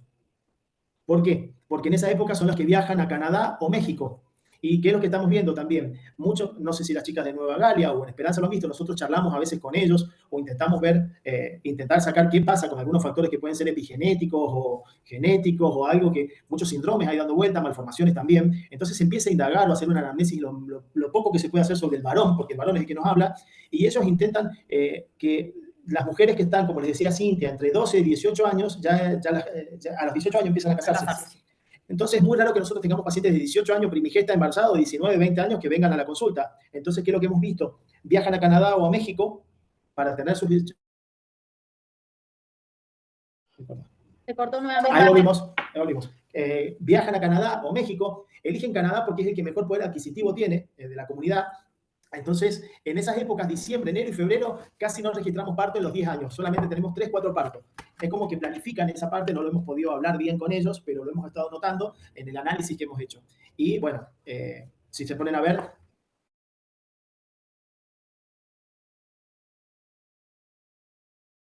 Ahí volvimos. Pasamos a la próxima. Listo, pasemos a la próxima porque se va cortando y cada vez se va cortando más el tiempo. Sí, con el punto que también hemos avanzado como salud sexual y reproductiva es el hecho de que a lo largo de muchas charlas y hablar durante por lo menos toda la internación de parte de nuestro equipo de maternidad es la salud sexual y reproductiva, que nosotros por lo menos en los últimos 3, 4 años hemos logrado 4 ligaduras y 2 o 3 DIU, que es un montón, y hemos notado que están abriendo. Están más accesibles, digamos, a la consulta. Antes llegábamos y le planteábamos la idea de un método anticonceptivo y era no nos interesaba. Y bueno, ahora por lo menos, explicándole los factores de riesgo o el riesgo de un futuro embarazo o el riesgo de su salud, es como que están un poquito más receptivos a los anticonceptivos. Sí, sobre todo que están tratando de respetar el espacio intergenésico, así, porque culturalmente, en base a la religión, son todos los hijos que Dios quiera y les manda. Entonces, en eso están siendo un poco más receptivos y eso está bueno también. No. Bueno, dentro de los interrogantes o lo que nos planteamos nosotros para seguir mejorando y tratar de conocer más su comunidad, poder allegarnos un poquito más, son estos... Perdón, se corta. Es el tema de la salud sexual y reproductiva. Eso nos gustaría poder un poquito hacer un poco más hincapié en ellas. Analizar las razones o cómo ellas prefieren acceder realmente al trabajo de... cómo prefieren tener su parto. Poder llegar a ellas. Si bien nos cuesta un montón, como decía mi... Perdón, es el internet de acá del hospital. Se nos corta. Bueno, los puntos a trabajar es el tema de eso de su parto, poder llegar un poquito más a hablar con ella desde que inician los controles, que también hemos visto con las chicas de Nueva Galia que me habilitaron, tienen un acceso tardío a los controles generalmente después de las 24 semanas. Y bueno, y poder nosotros también limar esas asperezas de las barreras o poder llegar un poquito más, digamos, a las mujeres. Sin tanto la intervención del hombre, que ellos se puedan dialogar o puedan manifestarse realmente lo que ellas desean. La primera barrera que se ve es que de la cultura que ellos vienen, la salud no es pública, es privada, entonces nosotros notamos, yo por lo menos hace 3, 4 años, que no se acercaban al hospital por esto, porque eran de una clase social baja y no tenían cómo pagar ni los medicamentos ni nada. Entonces, a base de educar a la población, se acercaron un montón el último tiempo, dado que entendieron que la salud es pública. ¿Quieres cerrar? ¿Hay otro? Hay otro más. Ahí está. Bueno, acá lo que habíamos puesto es el tema del trato interpersonal a la familia, ¿sí? En todas las culturas de la maternidad es uno de los acontecimientos de la vida social y reproductiva de la mujer. Acá no hay casi un trato interpersonal solamente con el varón. Por eso le decíamos que con la mujer, más le digo, ¿no? Al que les hablo, nosotros somos 2 obstétricos nada más acá en la maternidad y por lo general cuando hay un trabajo de parto, ellos no dejan ni que nos mire la mujer, les molesta mucho hasta el intercambio visual de decirle si necesita algo, qué podemos hacer. Vemos esa barrera que hay, prefieren mucho más las mujeres, obviamente. La adecuación del trabajo de parto nos intentamos adecuar a lo que ellos culturalmente quieren y necesitan y adecuar ese varón que siempre está adentro. Muchas veces nos ha molestado que entra otro varón que no es el marido porque no está o porque por X situación viene el suegro, que son cosas que no, cuando uno lo piensa dice no puede ser que el suegro va a entrar al parto y está la madre de ella fuera de la camioneta, porque para cómo Ni siquiera se baja. No se bajan las mujeres ni entran al hospital. Es muy raro. Y después, la posición del parto, están acostadas nada más. Se acuestan, no producen ruido, no gritan nada, es un silencio. Vestimenta, no se sacan nada la ropa, pero ni el pelo de la cesárea. A no ser, obviamente, que se les explique que va a cesárea, pero en ese momento, como es muy pudoroso para ellas, se las deja solamente con la enfermera, se las viste, se las tapa bien hasta que pasan al quirófano. Pero al parto pasan con el vestido ese que utilizan. Con respecto a la alimentación, acá en nuestra maternidad se adecúan a lo que se les dé, no tienen ningún problema. Y bueno, el tema de la información es la barrera más grande que tenemos. Pre, durante y postparto. Yo creo que hasta las chicas que realizan el control de embarazo en Nueva Galia o en Esperanza, no estamos diciendo algo nuevo, digamos. Cuando llegan acá es peor todavía el tema de la información. Es una barrera grandísima. Y obviamente la comunicación con la paciente, la mujer, nada, no hay casi comunicación, es cero. ¿Listo? Sí. Bueno, era eso, era darles una breve reseña de lo que se puede ver de la comunidad menor. A ver, ahí está, volvimos. Era una breve reseña de lo que, si nos ponemos a hablar del parto respetado y las interculturalidades, esto es, digamos, verlo del siglo XX y adecuarse a que existen todavía y, bueno, intentar brindarles lo mejor posible y que se sientan lo mejor posible para que no dejen de venir y sea el mejor lugar que ellos crean que tienen para venir a hacer su parto. Y tratar de seguir educándolos para que podamos progresar en todo lo que es el trabajo de parto y la recepción del recién nacido también, porque hay veces que les cuesta mucho la lactancia y salen con la mamadera. Sí. Nosotros, chicos, muchas gracias. Soy Diana. Queríamos preguntarle si hay alguna de las chicas, creo que vi que estaba Carolina Orozco, bueno, Silvana estuvo trabajando ahí, ¿cómo era en el momento de los controles prenatales la intervención? Sí. Quería preguntar. Y yo estuve un par de años en Nueva Galia trabajando y al principio me costó mucho. El primer año de los controles prenatales, básicamente los hice en la casa. Si el marido no estaba, no me abrían la puerta. Me costó mucho, pero lo logramos. Yo creo que Carolina también, que fue la que me entregó la comunidad, también fue arduo su trabajo, pero cuesta. Es más, he visitado un par de familias que se atienden únicamente en la parte privada de Mercedes, no sé en qué clínica, pero son las menos, pero cuesta mucho. Una, porque piensan que lo tienen que pagar, y segundo, por la cuestión cultural. La cuestión cultural limita mucho, son muy cerrados, pero yo logré llegar bastante, creo que las colegas que quedaron ahí también lo siguen haciendo, y las agentes sanitarios se preocupan un montón por la comunidad menonita. Realmente Nueva Galia es parte de la comunidad, pero cuesta mucho. Esa es otra cosa que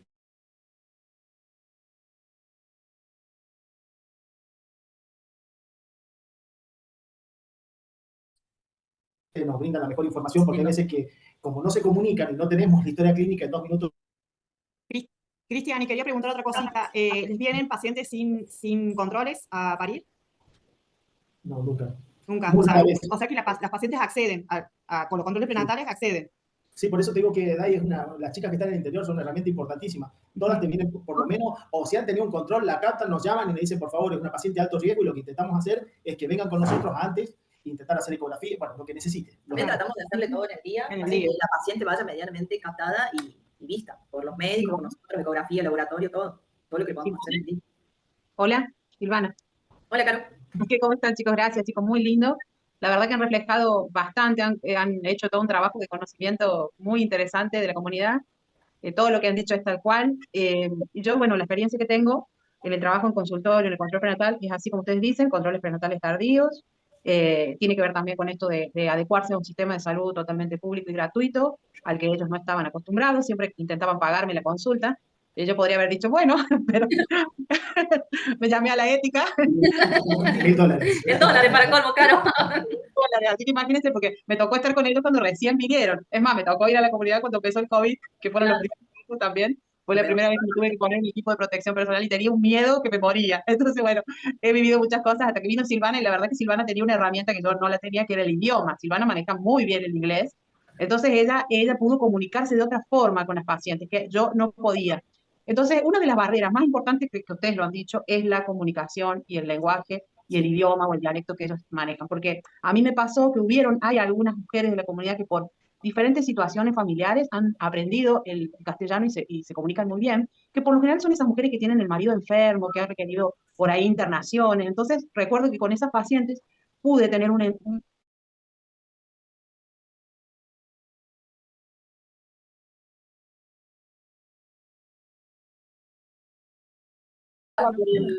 sexto embarazo, no sé si llegaba a los 30 años, entonces, como ella hablaba el español y el castellano, se lo planteé en el consultorio. ¿Alguna vez pensaste en no tener más hijos? Se lo pregunté. ¿Me escuchan? Sí, te escucho. Sí, te escucho. Yo se lo planteé, y en ese momento creo que ni siquiera estaba su esposo, porque fue como una situación rara, que no estaba el esposo presente y que ella me podía entender, y se lo planteé, y le dije, ¿has pensado en no tener más hijos? ¿O en esperar un poco para seguir teniendo? ¿Vos qué pensás de esto? Pasa que también hay que respetar mucho, ¿no? Esto de no imponer, de respetar sus creencias, pero también hay que hacerles pensar, ¿vos por qué tenés más hijos? ¿Realmente lo deseás? ¿O lo haces por un mandato cultural, social? ¿Qué es lo que vos realmente querés? Eso es como básico, porque son mujeres muy vulneradas en sus derechos. Y acá estamos viendo violencia, violencia por donde sea. ¿Y cómo lo denunciamos nosotros? Si es una cuestión cultural. ¿En qué Mira, lugar jugamos acá? Porque estamos viendo violencia, pero no la claro. estamos denunciando porque no podemos como intervenir. Mira, yo siempre he dicho que, o nosotros hemos hablado acá, de vos podés vivenciar tu cultura o tu perspectiva de la vida de cualquier forma, y la vivencias capaz con felicidad o con alegría. Vos ves estas mujeres que tienen cara todo el tiempo de sufridas, no se ríen, no producen gestos, la mirada. Yo solamente tuve una sola paciente que los chicos saben, tenía 31 años, tenía la 9ª gesta, ya tenía el 9º parto, ya de hecho. En un momento le digo, ¿querés ligarte? Y me hace así, me hizo que por favor sí. Cuando entró el marido y me vio, me sacó, me hizo sacar que quería otro profesional. Y no quiso la ligadura, Claro, pero vivencia negra, una vez una vivencia en su cara de tristeza todo el tiempo, no tiene una alegría. Hemos captado también muchas depresiones muchas. Y te cuento cómo terminó ese caso, porque en realidad yo hasta fui a su casa, llegué a su casa, que ellos, porque viste que los que recién llegan acá a Argentina, se hacen como una casita prefabricada, y al lado se empiezan a hacer una casa, un caserón, porque la mayoría tiene casas grandes, que las hacen como con placas, esas preformadas. Bueno, y entonces ella todavía estaba en su casita chiquita, prefabricada, de 2 habitaciones chiquitas, y ellos eran como 8, porque tenían 6 hijos, más ellos 2, sus hijitos chiquititos haciéndole comida. O sea, ellos es impresionante, y Silvana lo sabe, y verlos, ¿no? En su ambiente, en su lugar. Y yo la fui a ver puérpera y había accedido a la ligadura tubaria. Creo que fue la primera que accedió a la ligadura. Y bueno, yo le pregunté cómo se sentía, que bien, me dijo, pero, o sea, lo bueno de este caso es que yo me podía comunicar con ella. Y había muchos casos que no me podía comunicar, que solamente me comunicaba con el varón. Y es más, ni les digo los casos de salud mental que tenemos, que hay, y que ellas ni siquiera pueden acceder a la consulta con el psicólogo, porque imagínense, está el marido presente, y el marido que va a tener que traducir que el problema es el marido. No, es tremendo. ¿Cómo se vulnera, digamos, la salud integral de esas mujeres? Muchísimas gracias, Caro, por tu aporte, a los chicos, a la maternidad Luco. Así una pregunta. Creo que hay una Mariel, pregunta. no sé que tiene la mano levantada. Mariel. Hola. Sí.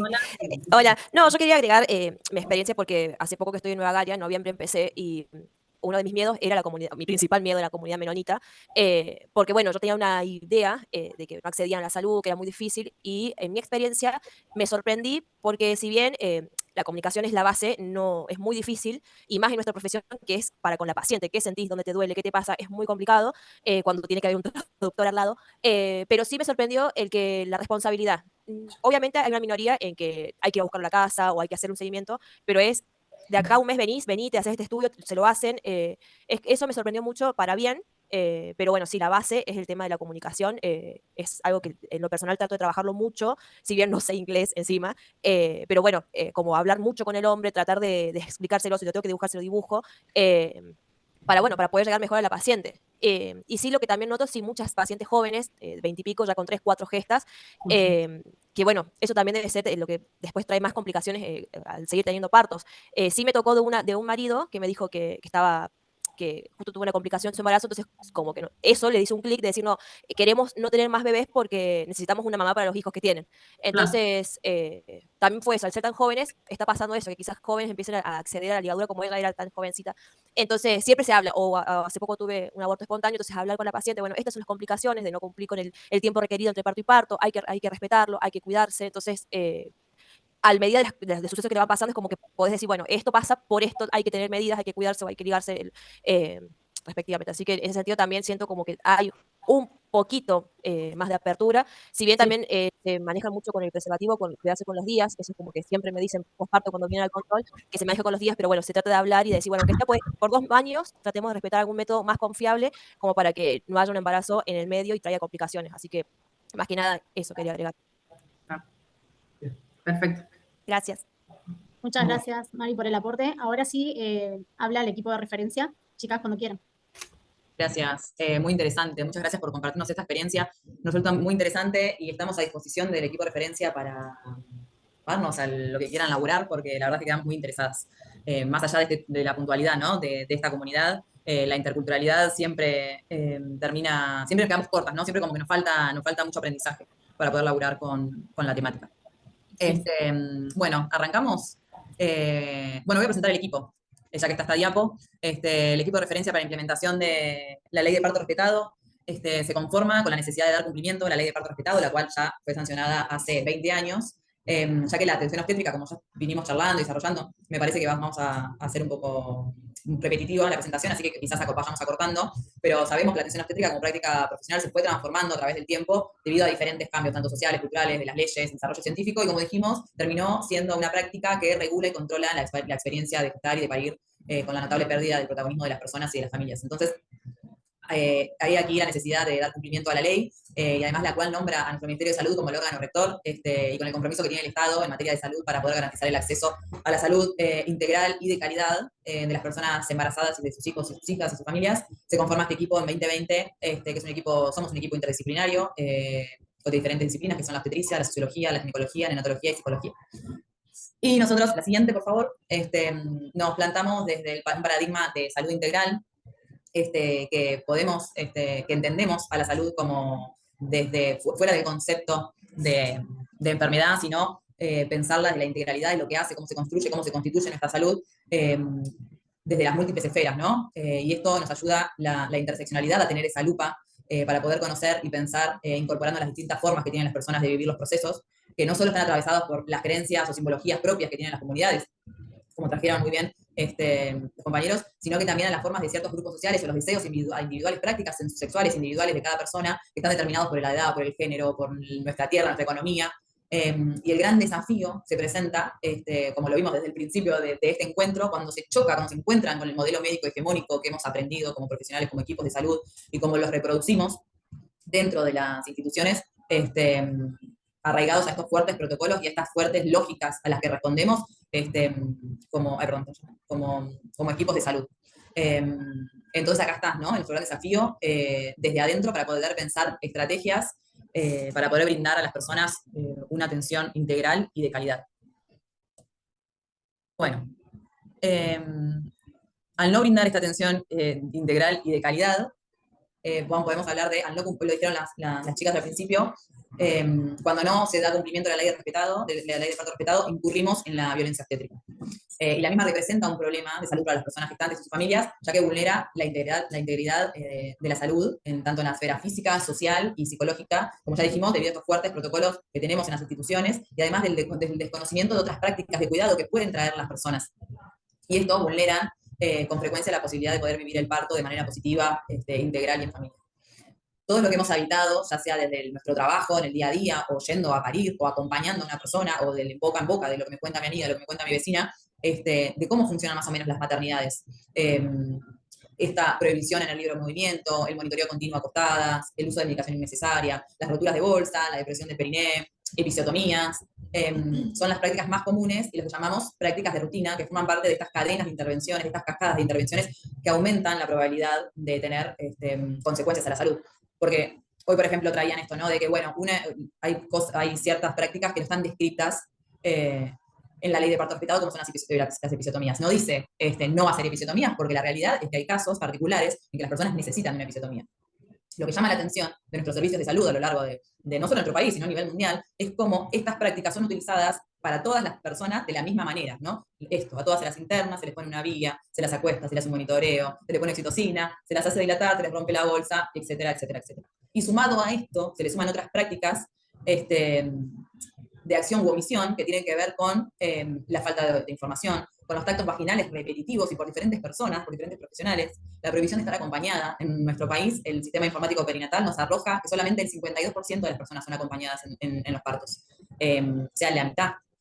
La prohibición de poder ingerir líquidos, de ingerir alimentos, no permitir los gritos, los jadeos, los cantos, los rezos, traían esto de que en las mujeres de las comunidades minoritas estarían en silencio y acostadas. Cómo nos llama la atención, claro, ¿no?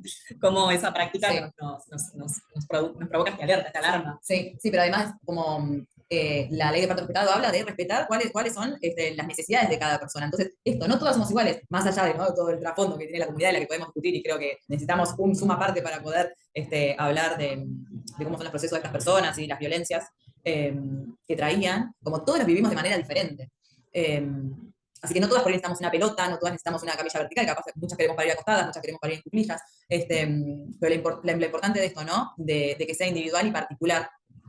Y también, otra de las cosas que me parece muy importante de nuestro equipo de referencia, que no nos presentamos, yo soy Florencia Michelini, yo soy Lorena Peña. Y por ahí está Fermo Getty, si querés levantar la mano, que problematizamos mucho también la falta de acceso al alivio del dolor, como es un determinante en el progreso del trabajo de parto y parto, y cómo faltan estas herramientas para poder brindar este alivio y poder transitar el progreso del trabajo de parto y el parto desde otra experiencia, desde otros lugares. Entonces entendemos cómo la forma en que se brinda la atención, el tipo de acompañamiento que es recibido en estos eventos y el tipo de profesional, por sobre todo, que se encarga, tiene un efecto sumamente importante sobre las decisiones que tienen las personas al momento del parto, y también, por lo tanto, a los resultados perinatales, que como decimos, la violencia obstétrica afecta directamente en la salud física, como decimos, puede traer consecuencias como las cesáreas innecesarias, las hemorragias, infecciones, desgarros, o en la salud mental, el parir sola, rodeadas de extraños, desnudas, o sea, exponiendo nuestros cuerpos, siendo tractados vaginales por personas que desconocemos, y con todos los sentires que suceden en el parto, ¿no? El dolor, las ganas de orinar, de defecar, de expulsar, todo eso que nos sucede, rodeada de extraños y sin nuestra familia, son quienes van a acompañar y van a tener responsabilidad en el cuidado de esa hija, de ese hijo que van a ser. Entonces también ahí repercute en la dimensión social, en cómo va a ser el vínculo con esta persona recién nacida, cómo va a ser el vínculo con la pareja, quién va a compartir esta crianza, la reinserción laboral, y por sobre todas las cosas, cómo van a continuar los cuidados. Es totalmente, porque sabemos, conocemos, los que trabajamos en salud, cómo se descontinúan los cuidados luego del parto, ¿no?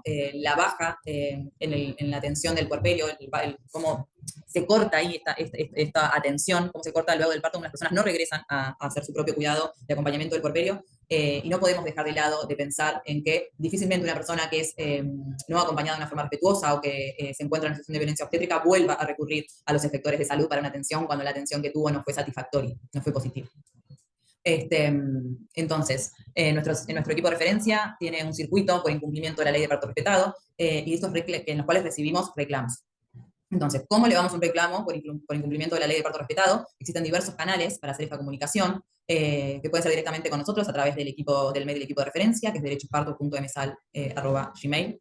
Después está la línea de 0800 de salud sexual, que es en todo el país, que ahí también se reciben los reportes y nos articulamos directamente con esta dirección y los recibimos, y lo mismo con la línea 144, que es la línea de capital humano.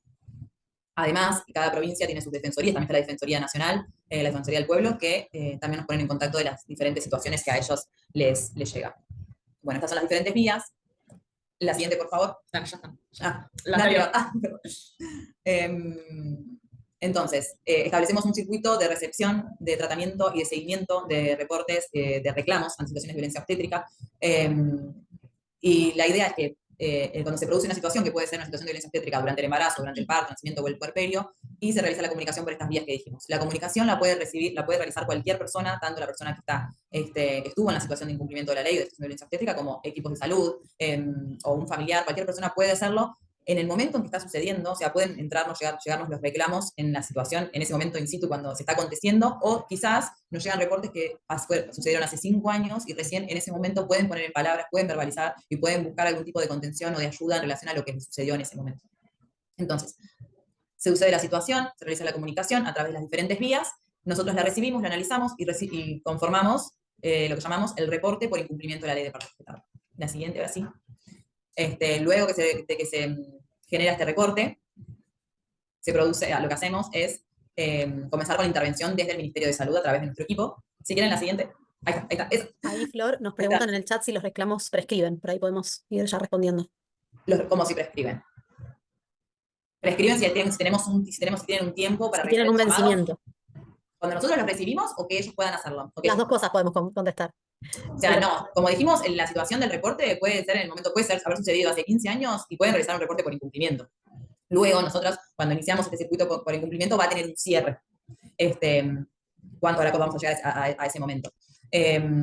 Bueno, se realiza el reporte, se genera el reporte por incumplimiento y empezamos con las intervenciones. La intervención desde el equipo de referencia, que la primera intervención es poder comunicarnos si es que la persona dejó datos, porque los llamados pueden ser anónimos y pueden ser confidenciales, pero la mayoría de las veces nos dejan sus datos para que nos podamos comunicar. Son muy pocas las que tenemos anónimas.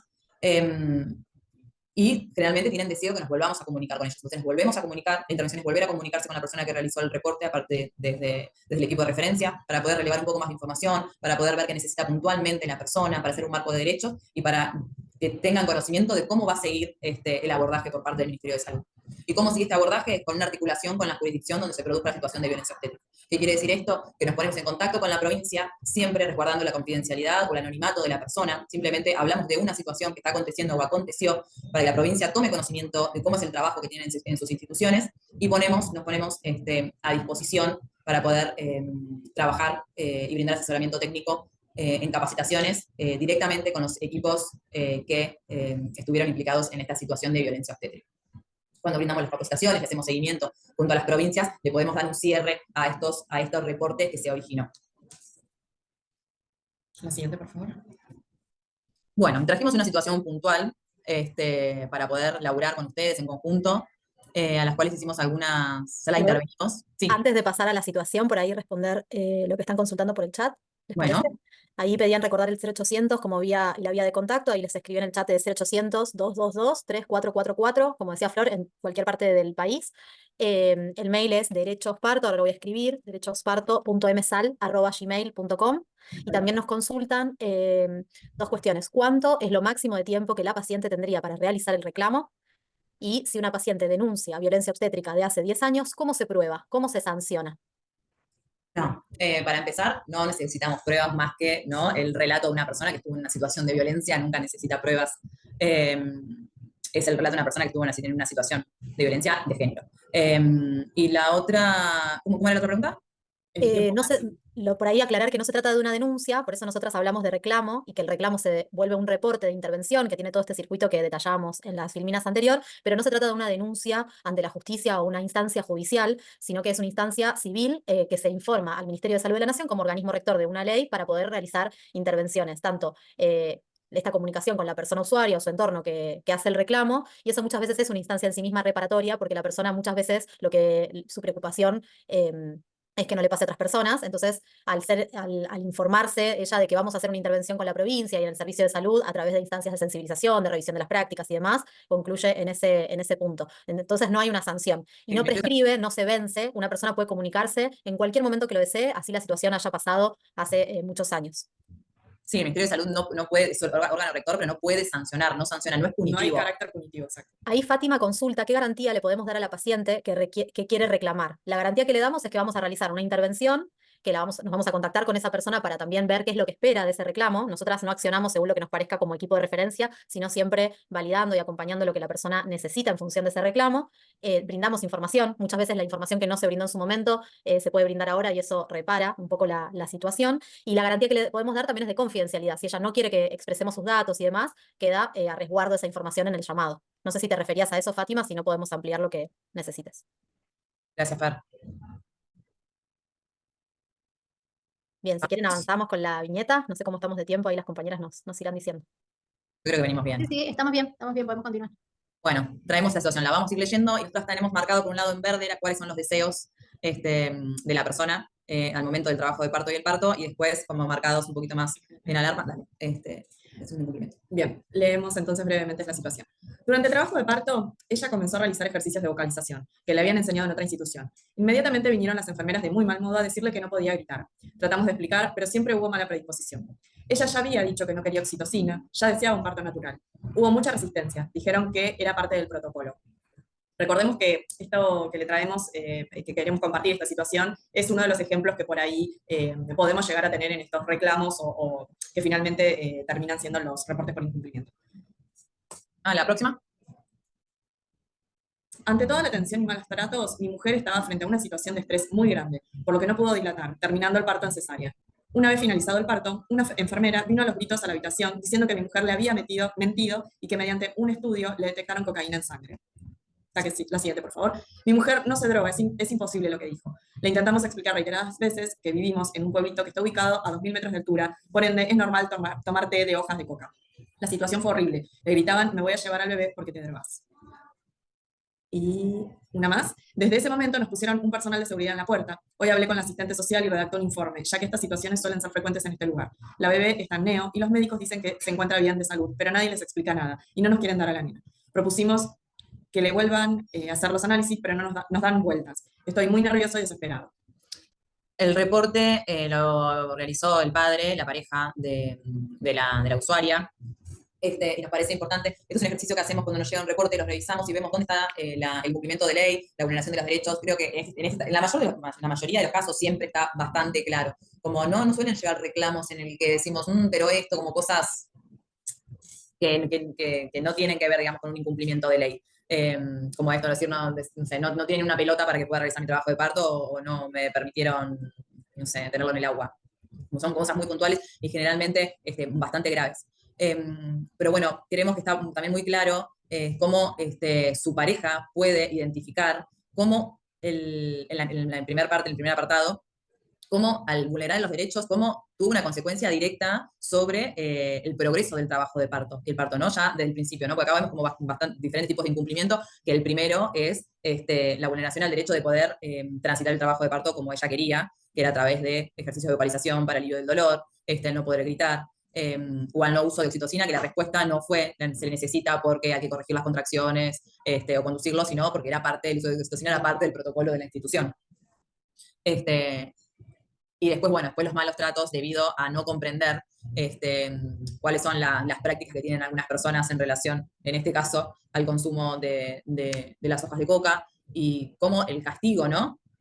Hacia esta familia, quitándole y vulnerando el derecho al alojamiento conjunto con su hija y su hijo.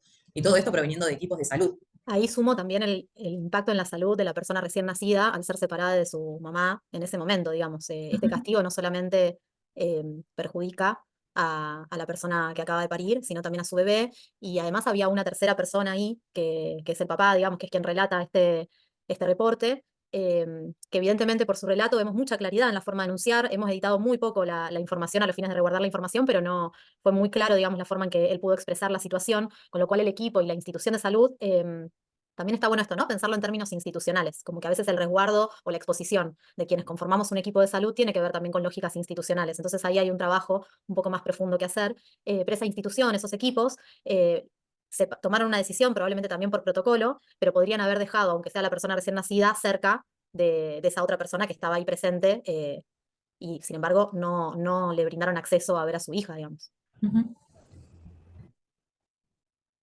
¿Alguien quiere sumar algo más? Si no, vamos con la próxima. ¿Te puedo hacer una consulta? Sí. Cuando recibe una denuncia, ¿qué canal de comunicación utilizan? Aparte del mensaje, ¿se juntan con las partes personalmente? ¿Hacen un interrogatorio sobre las personas? ¿Cómo es el canal de comunicación para llegar a una síntesis de la situación? Nosotros realizamos la comunicación directa, esa vía telefónica. Una sola vez tuvimos, ante un caso muy grave, la persona se acercó al Ministerio de Salud presencialmente, pero generalmente a través de las vías telefónicas es saldada toda la información que necesitamos para poder dar intervención con la provincia.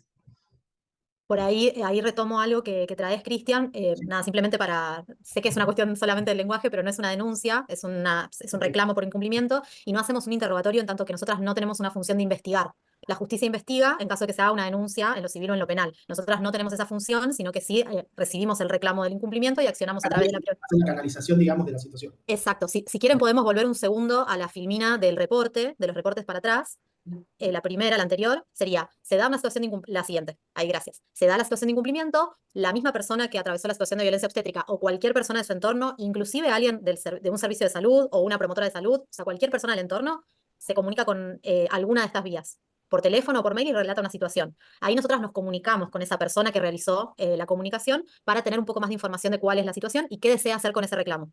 Una vez que obtenemos esa información, ahí empieza la intervención, digamos, de informar a la provincia con o sin datos, de acuerdo a lo que la persona desee, para hacer alguna intervención en el servicio, que tiene que ver con la revisión de las prácticas, con instancias de sensibilización, con encuentros para pensar, digamos, qué es lo que puede haber, qué es lo que puede haber ocasionado esa situación y si es algo excepcional o si es un servicio en el que necesitamos trabajar un poco más porque son situaciones más habituales.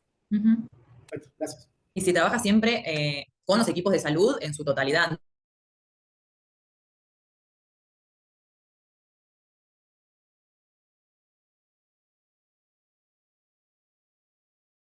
Las que fueron violentadas, por las que fueron violentadas, se trabaja hacia adentro en la institución con el equipo de salud, los equipos de salud perinatales.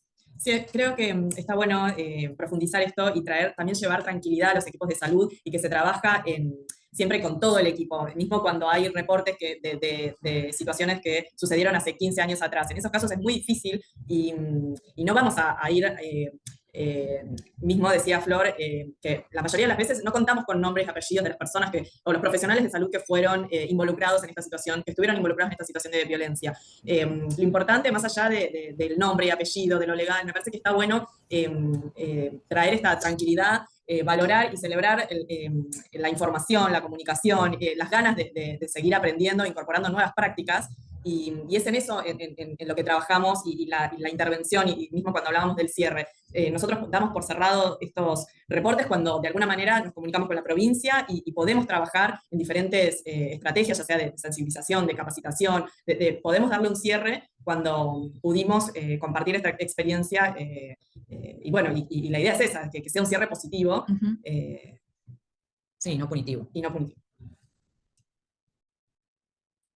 Vamos con la última, que nos parece importante y salió también a lo largo, como cuál es el límite entre el parto respetado y la violencia obstétrica, ¿no? ¿Cómo hacemos esto de poder hacer consensos y acuerdos entre cuáles son los deseos y las necesidades de las personas y lo que podemos brindar desde las instituciones? Me parece muy interesante esto, ¿no? De cómo poder generar estos acuerdos. Y la OMS lo que habla es de la atención respetuosa, de la comunicación efectiva, del acompañamiento, y no solo la persona que elija, sino también sentirse acompañada por los equipos de salud, poder tener una continuidad de la atención, que todo esto, que todos estos aspectos sean en un continuo, no solamente durante la atención del embarazo, la atención del parto, y el respeto por los procesos fisiológicos.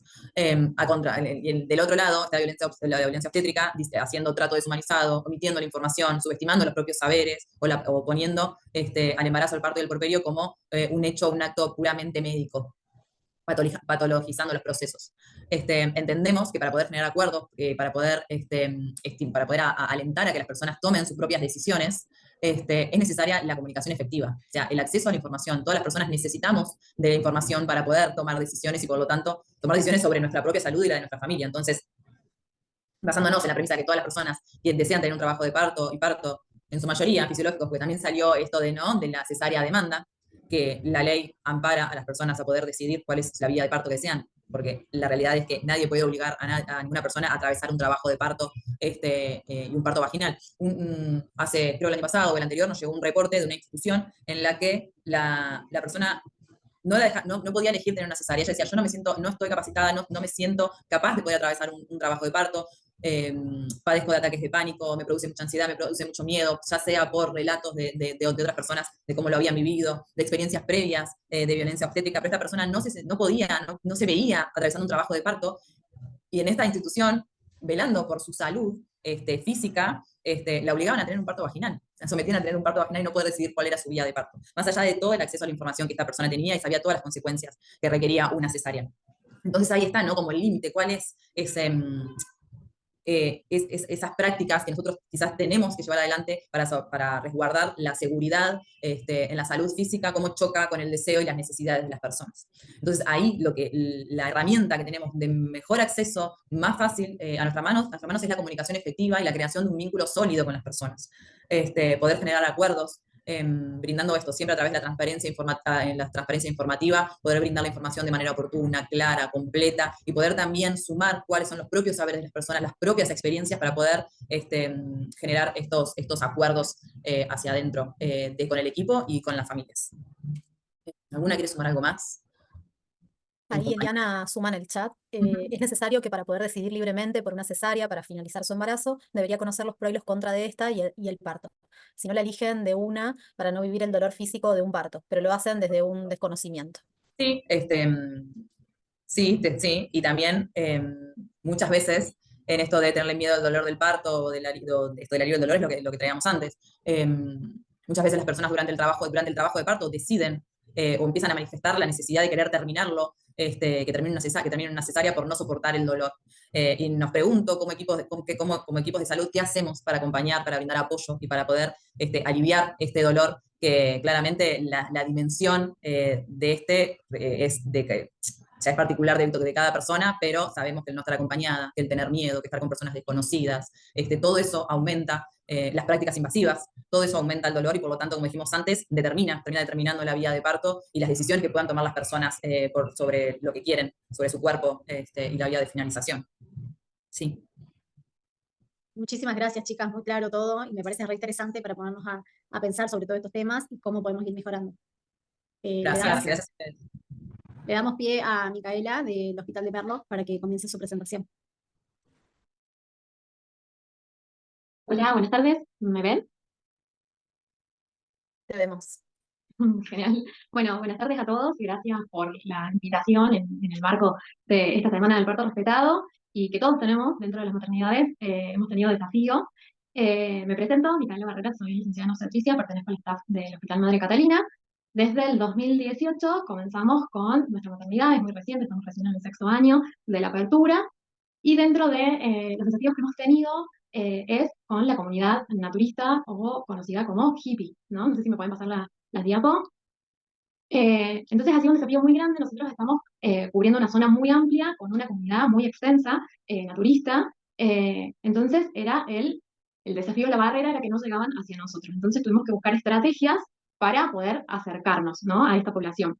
Entonces, las herramientas más importantes, lo que es un poco más corto, porque las chicas han desarrollado todo lo que es la ley, dentro de lo que es la ley, cuáles fueron las herramientas que tuvimos más importantes, que implementamos y de esa manera pudimos atraer a nuestra población, es con el PIM, ¿sí? Que eso fue como un gran avance, ¿sí? ¿Por qué? Porque desde que llegó una primer mamá de esta comunidad, o esta familia, la gestante, fue comentando nuestro accionar, cómo trabajábamos, nos fuimos presentando las diferentes licenciadas obstétricas que trabajamos dentro del staff, la neonatóloga, les hacíamos conocer y les hacemos conocer la sala de parto y preparto, la utilización de los distintos elementos que tenemos en la sala de preparto. Entonces, todo esto nos hizo que tuviéramos mayor cantidad de gestantes y acompañantes dentro de nuestra población y atraerlas aún más. También se habló mucho del plan de parto, y esta es una herramienta también muy grande que tenemos. Hoy en día nos presentan muchos planes de parto, tenemos una gran afluencia de mamás que se resguardan dentro de esta herramienta o dentro de este documento, donde los presentan antes de las 32 semanas. Nosotros cuando hacemos el control de embarazo, también las chicas de El Valle y de la Costa que atienden estos embarazos, les van avisando si es que van a presentar un par de parto, el plan de parto, entonces antes de las 32 semanas ya lo van presentando, entonces nosotros podemos formular la respuesta, que es escrita, ¿sí? Se nos formula se eleva al jefe de servicio de ginecología, de obstetricia y de neonatología. Entonces, armamos una respuesta en papel y a su vez citamos a estas gestantes y a sus familiares, quienes van a estar acompañando y transitando el trabajo de parto y del parto. Entonces consensuamos. Vamos leyendo punto por punto de lo que ellos nos presentan y nosotros elevamos la respuesta. La verdad que gracias a estas herramientas, hoy en día tenemos un gran número de esta población que atiende su embarazo y que termina el parto en nuestra institución. ¿Por qué? Porque antes se veía que no llegaban los controles y no llegaban al parto, había mucho parto domiciliario. Entonces esta fue como la herramienta muy grande para poder traerlos hacia nosotros y que los partos se cumplan dentro de las normas CONE, que estén con todos los, como decir, siendo seguros, ¿no? Partos seguros. Si pueden pasar la diapo. A su vez también hay algo que se nos pide mucho acá en esta comunidad, que es por la cultura que ellos tienen, por las creencias, es la entrega de la placenta. Entonces formulamos, junto con el servicio de infectología, un protocolo y una normativa de entrega de placentas donde la gestante que nos solicita esto, se lo entregamos para que ellos conozcan el procedimiento y traigan los elementos necesarios para el retiro de la placenta y el resto del cordón. Entonces, todas estas herramientas que hemos tenido han hecho, bueno, justamente que hoy tengamos una mayor población de comunidad naturista o hippie que accede al servicio de salud, se encuentra contenido, acompañado, y sobre todo la información ha sido la gran herramienta, poder que ellas accedan y entonces se sienten contenidas y siguen llegando hacia nosotros y cada vez tenemos más población. Obviamente que hay una población muy cerrada, que ahí es donde tenemos que abordar, que todavía no llega al servicio y se siguen dando algunos partos domiciliarios, que lo sabemos de boca en boca. Sabemos también por ahí nombres de profesionales que realizan esto, pero no es fehaciente, entonces ahí está como el gran desafío que tenemos de poder llegar hacia esta población, ¿no? Entonces, dentro de los planes de parto, hay, como las chicas ya lo hablaron, hay muchos modelos. Generalmente tenemos 2 a 3 planes de partos mensuales presentados. La mayoría son muy amigables, están en el deseo, en el prefiero, no son imperativos. Entonces, es más un consenso entre la gestante y nosotros como profesionales, que le brindamos toda la información. Entonces, la verdad que es algo muy lindo y lo tomamos como algo muy positivo a la presentación del plan de parto dentro de nuestra comunidad, porque nos acerca un montón a el conocimiento de esa gestante. Yo como jefa de servicio, cuando recibo un plan de parto, después se los comunico a mi equipo, ¿sí? Entonces todos están sabiendo de que tal paciente, tal gestante presentó, entonces todos estamos como en conocimiento de los planes de parto que tenemos. Entonces, bueno, la verdad que es una herramienta muy grande que tenemos hoy en día para acercar a esta población hacia nuestra institución. Bien, creo que es un resumen más o menos de nuestra situación y el servicio de obstetricia y las herramientas que hemos encontrado para acercarnos, ¿no? No sé si hay alguna pregunta que me quieren hacer. Qué lindo, Mica, qué linda experiencia y qué lindo tu aporte hacia este tema, cómo lo están abordando como institución. Ahí estaba pasando lentamente la diapositiva para que puedan leer todas las partes que tiene el plan de parto. Exactamente. La verdad que, bueno, informar, cuando el paciente se informa, por ahí en esta desinformación o en esta incertidumbre de cómo trabajamos, de cómo es el hospital, cómo son sus instalaciones, cuáles son sus posibilidades, y que se acerquen a nosotros, hablemos como servicio interdisciplinario, o sea, que esté la NEO, hay muchas cuestiones, vamos a decir, con respecto al recién nacido y sus prácticas, entonces que tengamos el apoyo del servicio de neonatología informando, también hace que traigamos mucho más. Sobre todo que hay muchos papás antivacunas y conocemos que esa comunidad es muy cerrada, entonces poder hablar, informar, hace que cada vez tengamos esta población más cerca nuestro y pudiéndoles brindar esta contención que ellos necesitan y el boca a boca va a ir haciendo que, bueno, lo podamos dar mucho mejor. Vale, así es. Yo creo que el relato de las experiencias siempre genera un efecto de contagio también en la comunidad, lo que hace que se puedan ir eliminando las barreras. Exactamente. Así que bueno, ha sido un gran desafío. Yo desde el 2015 que estoy y al día de hoy vemos mayor cantidad de población atendida en nuestro hospital y que tienen muchos comentarios positivos.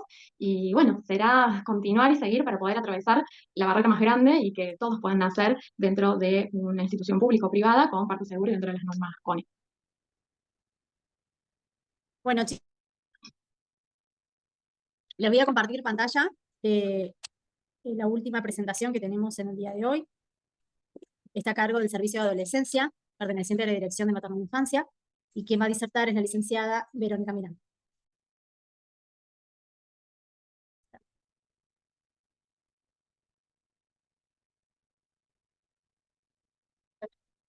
Bueno, buenas tardes a todos y a todas. Bueno, a mí me tocó dar la parte de embarazo adolescente. Vamos a ver, ¿se escucha bien? ¿Sí? Bueno, pertenezco al área de adolescencia, dependiente de la Dirección de Maternidad e Infancia, y cuando se nos convocó para hablar sobre el parto respetado, nosotras generalmente, cuando hablamos de embarazo adolescente, es difícil plantearnos el momento del nacimiento, ¿no? Y entonces estuvo bueno porque como equipo tuvimos que hablarlo, este tema, y llevarlo sobre la mesa. Y ahí hemos estado escuchando a lo largo de la mañana, venimos de un modelo médico hegemónico, pero que aparte tiene que ver con la población adolescente, con un modelo de protección y tutelar. Entonces esto se pone mucho en juego en el momento del parto respetado. Voy a ir pasando. A ver. No. Ahí está. Bueno, el embarazo en la adolescencia es aquel que ocurre, ¿no?, dentro de los años de la edad ginecológica, entre los 10 y los 19 años. La adolescencia es un periodo en la vida que se caracteriza por cambios rápidos físicos, cognitivos, sociales, en donde también se adquiere la madurez sexual y reproductiva, y también gradualmente se va adquiriendo comportamientos y funciones que tienen que ver con la edad adulta. Para la Organización Mundial de la Salud, la adolescencia ocurre entre los 10 y los 19 años, y para nuestro Código Civil, y acá voy a hablar de, aparte de la ley de parto respetado, un poco sobre la ley en la adolescencia y las edades que marcan las decisiones sobre el propio cuerpo, ¿no? Porque esto se va a ver reflejado en el momento del nacimiento y del parto. En números, ¿sí?, el embarazo en menores de 15 años es pequeño, pero es un número profundamente preocupante para nosotros por la complejidad de sus causas y la gravedad de las consecuencias. No es lo mismo hablar dentro de la amplia franja de la adolescencia de un embarazo que ocurre antes de los 15 años, ¿sí?, en la adolescencia temprana, que en la adolescencia tardía, por las causas, ¿sí?, y los motivos. Generalmente, la mayoría de los embarazos en la adolescencia tardía tienen que ver con una iniciación sexual temprana, y en los embarazos menores de 15 están relacionados a producto de violencia sexual ejercida por integrantes de la familia, conocidos, vecinos o extraños. Entonces no es lo mismo maternar ni gestar a los 17 o 18 años que a los 10 o a los 11 años. Bueno, hoy hablamos de embarazo no intencional en la adolescencia, antes llamado embarazo no deseado, no planificado. Y esto tiene que ver con que no hubo un proyecto, no hubo un propósito previo, sino que ocurrió por diversas causas, por una falla en el método anticonceptivo, porque no se usó, por falta de información o por violencia. Ahí vemos que también los embarazos, aparece un nuevo concepto que tiene que ver con el embarazo infantil forzado, las niñas madres, ¿sí? Y también, por otro lado, tenemos el embarazo producto de una relación consentida. En cualquiera de estos tipos de embarazo en la adolescencia puede llegar a un parto o a un nacimiento, y ahí es donde vamos a ver a lo que nos trae hoy esta convocatoria. Bueno, esto nada, son un poco de números que los vamos a pasar rápidamente. África y América Latina y el Caribe son los que tienen las mayores tasas de embarazo adolescente, nosotros estamos incluidos ahí. Ahí está, puse las tasas de fecundidad, pero esto para ir solamente mostrarles que desde el 2010, debido a todas las políticas públicas, ¿no?, que se han enfocado sobre el embarazo adolescente, se ha logrado disminuir la tasa de fecundidad adolescente, pero no así la tasa de embarazo temprana, ¿no?, en la que van entre los 10 y los 14 años, que se ha mantenido estable. Tampoco ha tenido una subida exponencial, pero es un número que nosotros no quisiéramos que existiera, ¿no?, porque acá estamos hablando de las niñas madres. Bien, esa es la tasa de fecundidad de nuestra provincia, desde que estamos en el área de adolescencia, del 2013 hasta ahora. Hemos tenido también un descenso en la tasa de fecundidad. Desde la dirección tenemos un proyecto provincial de abordaje integral de las embarazadas menores de 15 años, de donde se ha notificado a lo largo de todos estos años a todas las menores de 15 años embarazadas, ¿sí?, para un abordaje integral. Estos son algunos otros números, que esto lo voy a pasar. Bien. Esto me parecía importante traerlo, de que 7 de cada 10 adolescentes no había planificado ese embarazo. Entonces, cuando nosotros nos enfrentamos a esa adolescente que está a punto de parir, ¿no?, es importante tener presente esto como equipo de salud, ¿no? El embarazo no intencional en la adolescencia afecta la salud, el bienestar y las oportunidades de trabajo, de estudio, de desarrollo personal, profundiza gravemente las desigualdades de género. En las niñas menores de 15 años implica un riesgo real para su salud, y si se produce por un abuso sexual o por violación, afecta la integridad física y psicológica de los jóvenes. De los embarazos no intencionales en la adolescencia, el 30% dejó de estudiar o trabajar, el 67% de los jóvenes que no estudian, no trabajan y no buscan trabajo son mujeres y que están al cuidado de los niños en sus hogares. Y también, ¿no?, cómo afecta el embarazo con la inserción laboral, ¿no? Bueno, ¿y cuáles son los motivos, ¿no?, las causas por las que se produce un embarazo en la adolescencia? Y acá los hemos nombrado, que tienen que ver con un estudio que se realizó con varias organizaciones, y va a haber motivos individuales, psicosociales, biológicos, ¿no? Los individuales tienen que ver con la necesidad de afirmar la feminidad, de comprobar la fertilidad, de la cual muchas mujeres dudan, muchas adolescentes dudan, la conducta de la franca oposición y rebeldía, ¿no?, cumpliendo de esta manera fuertes deseos de venganza hacia los padres o hacia quienes viven como represores. El hijo es la forma mágica de salir de la adolescencia y entrar al mundo adulto con algo propio, garantizar la unión de la pareja, la necesidad de ejercer el poder en el ámbito familiar, identificar el embarazo como un proyecto de vida, un imperativo psicológico de trascender cuando, por ejemplo, por razones médicas hay contraindicaciones en el embarazo, y esto lo vemos reflejado muchas veces con las adolescentes con patologías crónicas, ¿no?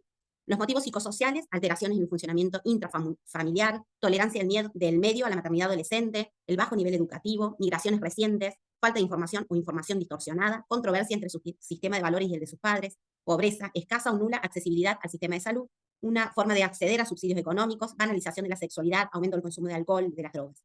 Y los motivos biológicos, menarca temprana con una iniciación precoz de las relaciones sexuales sin protección adecuada, abuso sexual y violación. Estos son como múltiples motivos que se llevó a cabo con un estudio realizado en embarazadas adolescentes. Salvo que tener un hijo forme parte del proyecto de vida de la adolescencia, en la adolescencia el embarazo es considerado como una situación problemática, ¿no? Un embarazo adolescente lo vemos como un problema, pero si solamente lo vemos desde ese enfoque, limitamos su análisis. Por eso nosotros apelamos al abordaje integral frente a un embarazo adolescente. Y acá voy a hablar un poquito de lo que dice el Código Civil con las modificaciones y lo que tiene que ver a la salud, ¿no? 13 y 16 años, ¿sí?, se presume que el adolescente tiene aptitud para decidir o sí respecto a aquellos tratamientos que no resulten invasivos, ni comprometan su estado de salud o provoquen un riesgo grave en su vida o integridad física. Acá entra todo lo que es salud sexual y reproductiva, IVE, ILE, ¿sí?, testeos, consultas en la salud, bueno, varias cosas. Si es menor de 13 años, tiene derecho a ser oída en todo momento, ¿sí?, y a participar también en las propias decisiones sobre su persona. El derecho a la salud es un derecho personalísimo, nadie lo puede ejercer por mí, digamos, por más que tenga 12 años, 13 años, 14 años. Si se trata de tratamientos invasivos, y aquí que comprometen su estado de salud o que ponen en riesgo, ¿sí?, acá va el parto, la cesárea, las cirugías, ¿sí?, siempre el adolescente tiene que estar informado.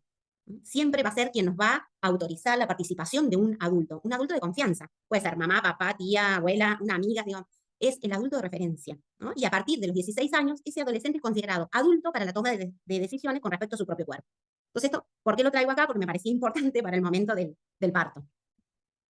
Bueno, ¿y qué pasa con, acá aparece un concepto, ¿no?, que siempre en adolescencia nombramos, que tiene que ver con la autonomía progresiva. Tener recursos sociales, económicos, emocionales, educativos, no solo significa que tenemos toda la libertad de elegir, sino que también deberíamos tener la capacidad para poder llevar o sobrellevar las consecuencias de las elecciones que tomamos. Este es un recurso que no todas las personas contamos, que no tiene que ver con una edad fija, ¿sí?, que no podemos decir a partir de los 13 ya son autónomos, a los 12 no, sino que tiene que ver y está influenciado por la familia, el sistema educativo, sanitario, la sociedad entera, con todos sus modelos, ¿sí? El marco normativo nacional sobre los derechos de las niñas y adolescentes, bueno, es amplio, ahí yo tengo todas las leyes. Acá, como remarqué las que me parecía importante en relación a la ley del parto respetado. La Convención de los Derechos del Niño viene a marcarnos un paradigma, un cambio de paradigma, ¿no?, en donde el niño, niña y adolescente se convierte en un sujeto de derechos y saca ese modelo tutelar, proteccionista, ¿no?, y que se ve muy reflejado en el sistema sanitario, ¿no?, y en ese modelo médico. Entonces, por eso me parecía importante nombrarlo. Ahí tenemos la ley de protección también, la 26061, que es la de protección integral de los niños, niñas y adolescentes, en donde tiene como objetivo proteger todos los derechos, ¿sí?, y velar para que se cumpla todo lo que nos dicen las leyes, ¿sí? El derecho del paciente, la historia clínica y del consentimiento informado, que es la 26529, establece que no se puede negar la atención a ninguna persona, ¿sí?, independientemente de su edad, si sea menor de edad. También el Código Civil establece adolescente a toda persona entre los 3 y los 18 años. ¿Tiene 12 años? ¿Le puedo negar atención? Pues no, ¿sí? Estos son los derechos del paciente: a ser oído, a ser escuchado, a la historia clínica, al consentimiento informado.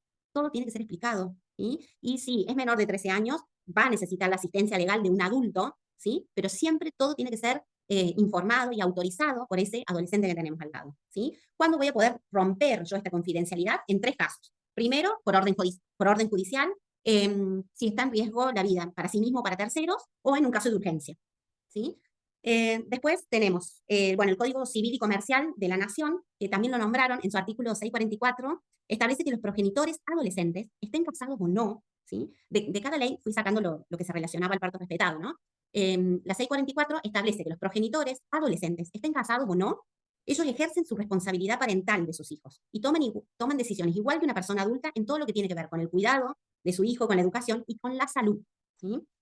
Después, acá tenemos, bueno, la Ley de Interrupción Voluntaria del Embarazo, la Ley 25673, que tiene que ver con el Programa Nacional de Salud Sexual y Procreación Responsable. Me parece importante nombrar la Ley 25273, en donde se crea un sistema de inasistencia justificada por razones de gravidez, es decir, las adolescentes si tienen que faltar al colegio por embarazo, esto no se computa como faltas, ¿no? Bien. Y pensando el embarazo adolescente con la mirada del abordaje integral, que es la única y me parece que la mejor opción frente a una situación de embarazo adolescente, lo primero es como la empatía versus la expulsión del sistema sanitario. La población adolescente es una población que no se acerca al sistema de salud porque es una población sana, salvo que se acerca por urgencias o por embarazo o por salud sexual y reproductiva. Entonces ahí juega un papel importantísimo del equipo de salud, la empatía para esta población. Frente a un embarazo adolescente, me parece que lo más importante es asesorar en derechos para que se pueda tomar una decisión informada, consciente y responsable, brindar un espacio de consejería en opciones, ¿no? La orientación en opciones consiste en asesorar sobre todas las alternativas posibles que tenemos frente a este resultado positivo en esta etapa de la vida, ¿no? En la adolescencia. Primero, continuar con el embarazo y aceptar la maternidad, y eso va a llevar a controles prenatales de alta calidad, con todo lo que esto implica. Continuar con el embarazo y dar al recién nacido una adopción, ¿sí? También, ¿no? Sabiendo toda la burocracia que tiene muchas veces brindar información sobre esta opción, ¿sí? Y la última, interrumpir el embarazo, ¿no? La orientación en opciones como equipo de salud no tiene como objetivo influenciar en la decisión de la persona gestante, sino que evaluar cada alternativa para que esa persona pueda tomar una decisión autónoma, informada, y será la persona, su pareja, quien decida cuál es la mejor opción.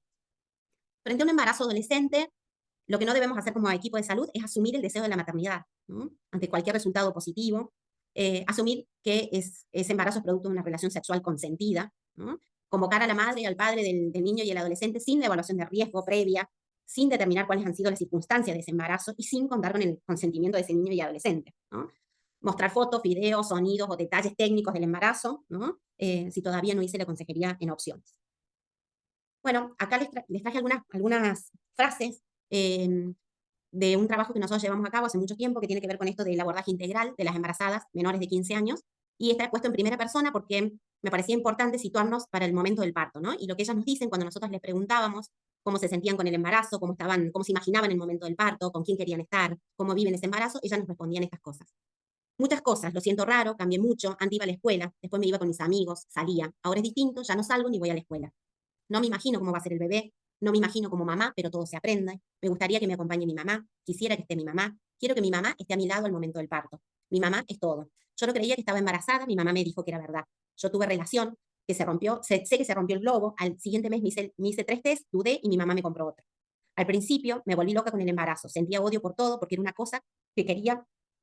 no me puedo ver ahí, que quería hacer todo sola. Todo el tiempo nos peleábamos con mi novio, nos fuimos a vivir juntos y a mí me agarró la depresión. Ahora vivimos con mi mamá, para mí era que me faltaba mi mamá, viviendo con ella empecé a cambiar. Todas querían que abortara, en Instagram me insultaban y se burlaban del embarazo. La tía de mi novio me dijo que estaba mal estar embarazada. Me hicieron escuchar el latido del corazón, me asusté y me puse nerviosa. Bueno, si esa adolescente llega a un parto, ¿no? Y a una maternidad, nos parecía importante tener en cuenta el momento del nacimiento, ¿sí? Situarnos en que la población adolescente tiene que tener una forma de abordaje por ahí distinto o más cuidado, ¿no? Que la población adulta en el momento de parir. Y ahí hicimos como un punteo con el equipo, el derecho a participar de ese adolescente en la toma de las decisiones y brindar su consentimiento. Nos sucede muchas veces que cuando estamos frente a una situación, generalmente nos dirigimos a la persona adulta, a la mamá o a la que esté acompañando, ¿no? A esa persona gestante. Entonces, no perder de foco que la protagonista en ese momento es la adolescente, no importa su edad, ¿sí? Generar un espacio familiar donde el adolescente y el recién nacido sean los protagonistas y donde el nacimiento se desarrolle de la manera más natural posible, sabiendo, ¿no? Y siendo consciente de que muchas veces se llega en la adolescencia a un parto sin saber lo que significa parir, ¿no? con un montón de miedos, con un montón de historia familiar con respecto al nacimiento, ¿no? Ni hablar si estamos hablando de un nacimiento de una menor de 15 años, ¿no? Respetando los tiempos del parto, evitando todo tipo de intervenciones necesarias, brindar información clara, sencilla, entendible, adecuar las formas y el tiempo que necesitamos para explicar, ¿no?, a un adolescente para que me entienda. Muchas veces tenemos que por ahí dejar el lenguaje médico, técnico, para que nos pueda entender. Derecho de estar o no acompañada por una persona de confianza, así sea otro adolescente, ¿no? Adolescente, y el hijo que me acompañe, una persona adolescente, es mi derecho. A ser informada desde el embarazo sobre los beneficios de la lactancia materna y recibir apoyo para amamantar. Además, recibir asesoramiento e información sobre los cuidados de sí misma y del niño o niña y sobre la anticoncepción en el momento del puerperio. Acá hacemos hincapié en los métodos de larga duración, hablar con el adolescente, ¿no?, antes de que se vaya de alta, ¿sí? Estar en contacto desde el primer momento con el recién nacido y el derecho a ejercer su responsabilidad parental. Y otra cosa que nos parecía importante también en el momento del alta, ¿no? Si tengo 16 años, por ahí no necesito, la ley dice que no necesito la autorización de ningún adulto, ¿no?, que venga a autorizar mi alta, ¿no?, después de un parto o una cesárea. Bueno, y ahí terminamos. Muchas gracias. Muchas gracias, Pedro. La verdad que interesante cómo nos pone a trabajar en esto dentro de los equipos y dentro también de lo que es la gestión para poder sensibilizarnos con respecto a todos estos temas y cómo ir abordándolos de a poco, ¿no? Que se haga todo también una evolución integral al respecto. Nosotros, para finalizar, les queríamos proyectar un video que realizamos también con el aporte de todas las instituciones de la provincia. Espero que les guste. No sé si tienen alguna consulta, algo para reflexionar. Yo solo quiero retomar unas palabras que dijo Vero recién, que cuando empezó su presentación trajo esto de tuvimos que llevarlo a la mesa y discutirlo, y cómo lo importante, ¿no?, de cómo la población nos marca la agenda de trabajo, y la demanda, y cómo tener que dar respuesta, discutir y dar respuesta a las demandas y las necesidades de la población.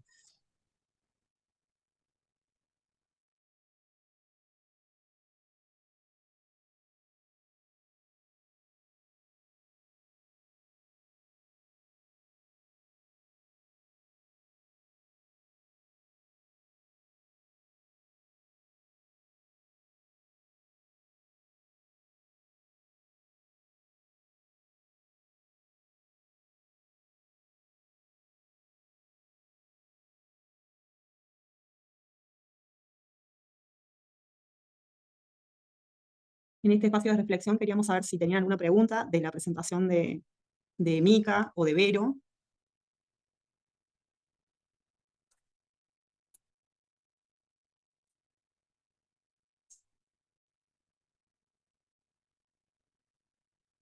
Y si no hay alguna pregunta, vamos a pasar un videíto que en breve se lo estaremos exponiendo. Cualquiera puede abrir el micrófono y puede preguntar. Este es un espacio de reflexión.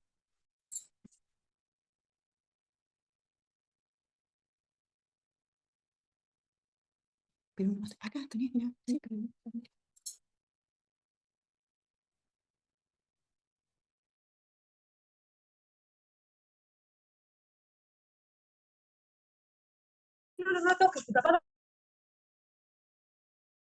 Hola.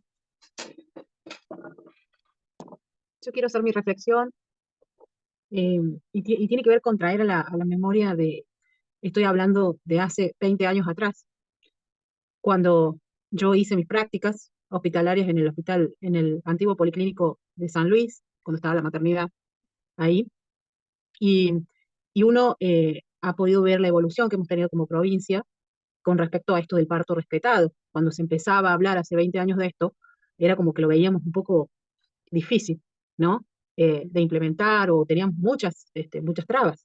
Entonces, yo ahora recuerdo cómo era muy común la violencia obstétrica en la sala de parto, y me viene a la mente esto de si te gustó el durazno.